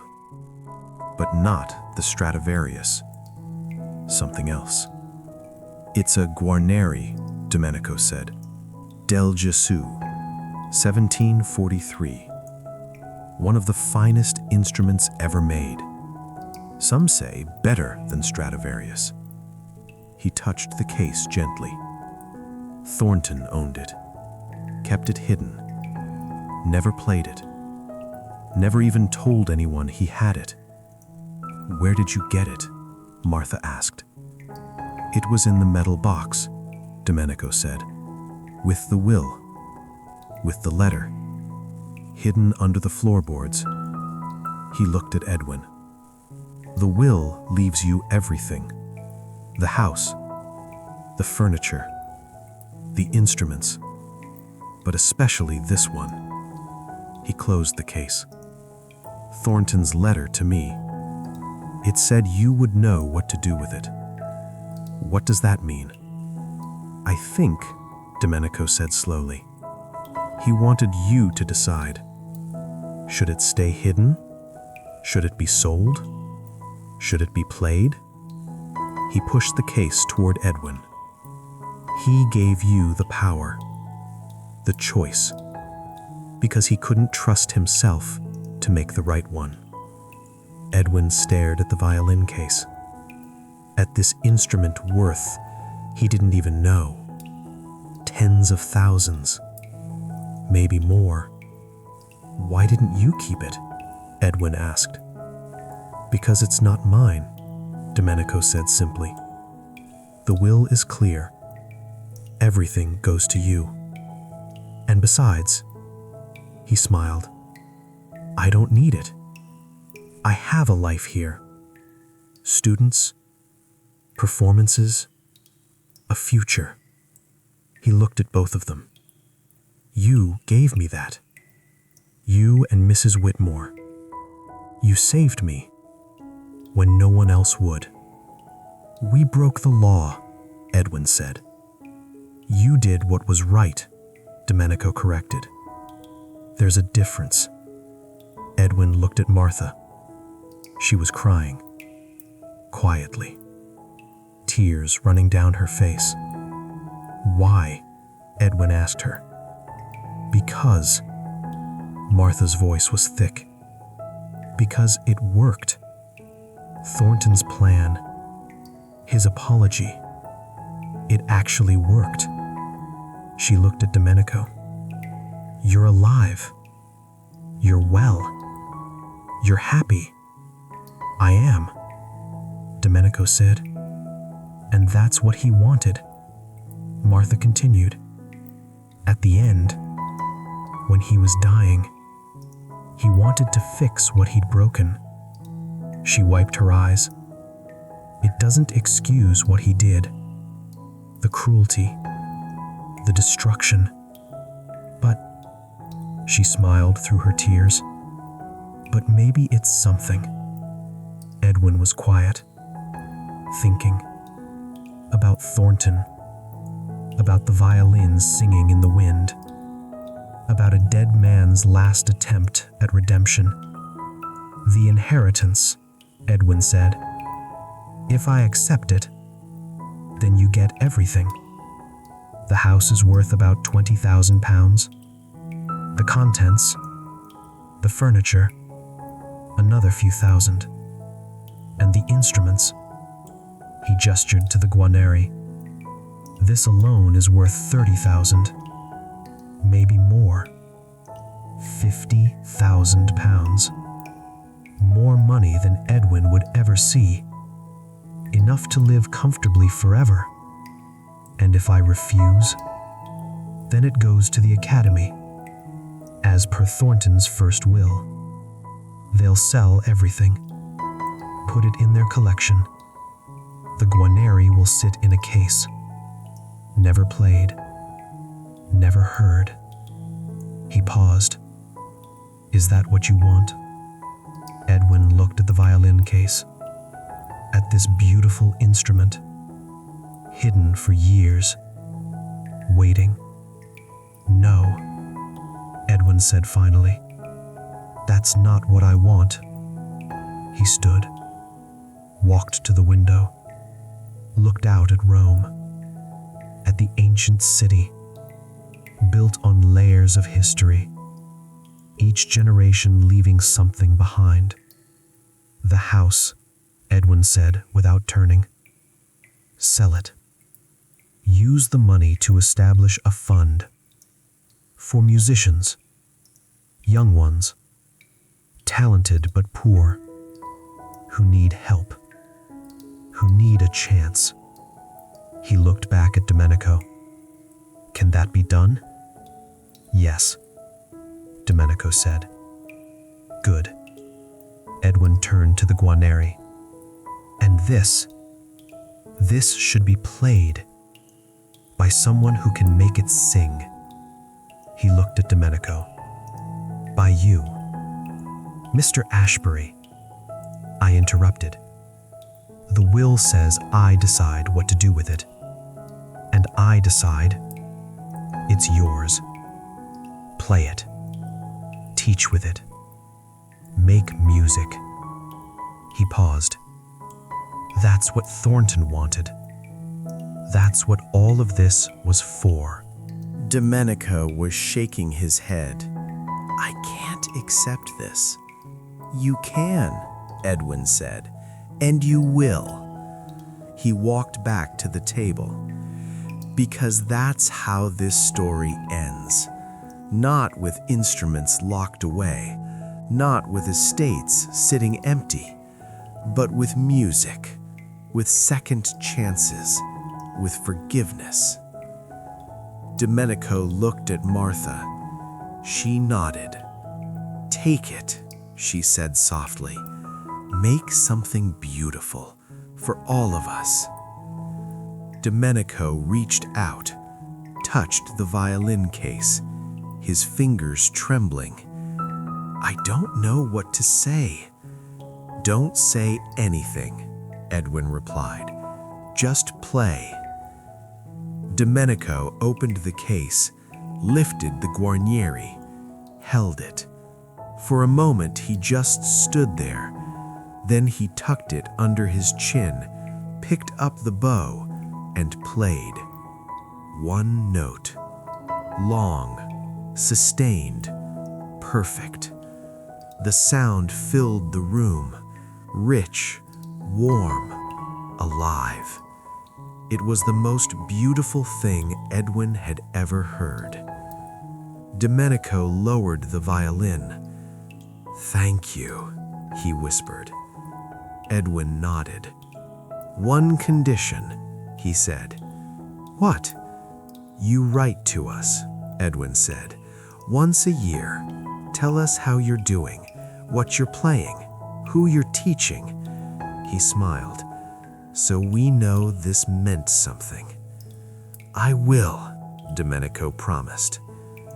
They spent another hour with Ferrara, signing documents, establishing the fund, transferring ownership of the guarneri, making everything legal, official, final. When it was done, Ferrara shook their hands. This is unusual, he said, but good, very good. He smiled. Samuel Thornton, he would be pleased, I think. Maybe, Edwin said. They left the office, walked out into the Roman afternoon. The sun was bright, the air warm. Domenico walked with them through the streets, past the Pantheon, a massive ancient temple, still standing after 2,000 years. I perform there sometimes, Domenico said, pointing to a small church. Every Sunday, chamber music. You should come before you leave. We'd like that, Martha said. They reached the hotel. Domenico stopped. When do you go back? He asked. In a few days, Edwin said. We should see Rome since we're here. I show you, Domenico offered. Tomorrow, I take you to my favorite places, the real Rome, not the tourist sites. We'd like that too, Edwin said. Domenico smiled, shook Edwin's hand, kissed Martha's, then walked away, down the street, the violin case in his hand, his step light, almost dancing. Edwin watched him go. Do you think we did the right thing? Martha asked. Yes, Edwin said, without hesitation. They went up to their room. Edwin stood on the balcony, watching the city, the rooftops, the domes, the layers of history. Behind him, Martha came out, stood beside him. Thank you, she said. For what? For bringing me, Martha said. For letting me be part of this. She looked at him. I've spent my whole life serving, cleaning, cooking, being invisible. She paused. But today I mattered. Edwin put his hand on hers. You always mattered. They stood there as the sun set over Rome, over the eternal city, where stories never ended, just changed, transformed, became something new. And in a small apartment across the city, Domenico Rossi opened his violin case, lifted the Guarneri, and began to play. Not for an audience, not for money, not for acclaim, just for himself, for the joy of it, for the sound. And somewhere, in an attic in London, a broken window let in the wind, and through that wind, a Stradivarius sang one last time before going silent forever.